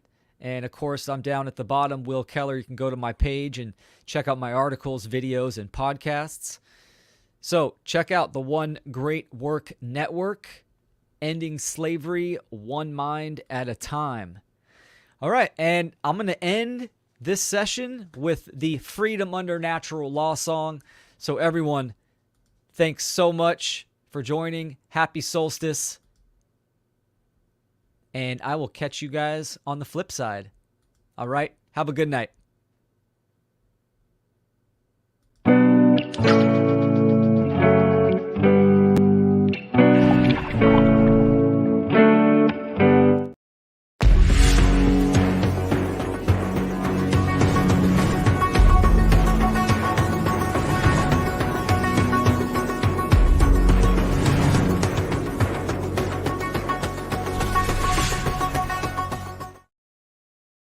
If you are intelligent, then you know that freedom is inherent because it's evident. It doesn't come from government. It don't come from the president. It comes from the creator of all universal elements. Some people say it's God-given. Others say it's heaven-sent. No matter what you call it, natural law sets the precedent. Subjective morality's a fallacy. There's laws that we cannot see, like gravity, that people accept happily, but tragically they believe that freedom has to be granted to them magically by royalty or majesty. It's sad to see people willingly give up their liberty because they don't really see the enemy that's on a killing spree. The state, it hates sovereign individuals because those who follow natural law and abide by all its principles are mentally invincible, immune to the brainwash. We liberate ourselves and then help others break the chains off. We ain't soft, we go hard like when the thunder hits. Guns and clips ready in self-defense from the government and the elitists running it. Blast them all, claim our freedom standing under it. Natural law, the elitists running it. Blast them all, claim our freedom standing under it. Natural law, freedom under natural law for us all. Yeah, freedom under natural law for us all. Yeah, freedom under natural law for us all. What? For us all. What? Freedom for us all. What? You know what we do. Get big on if you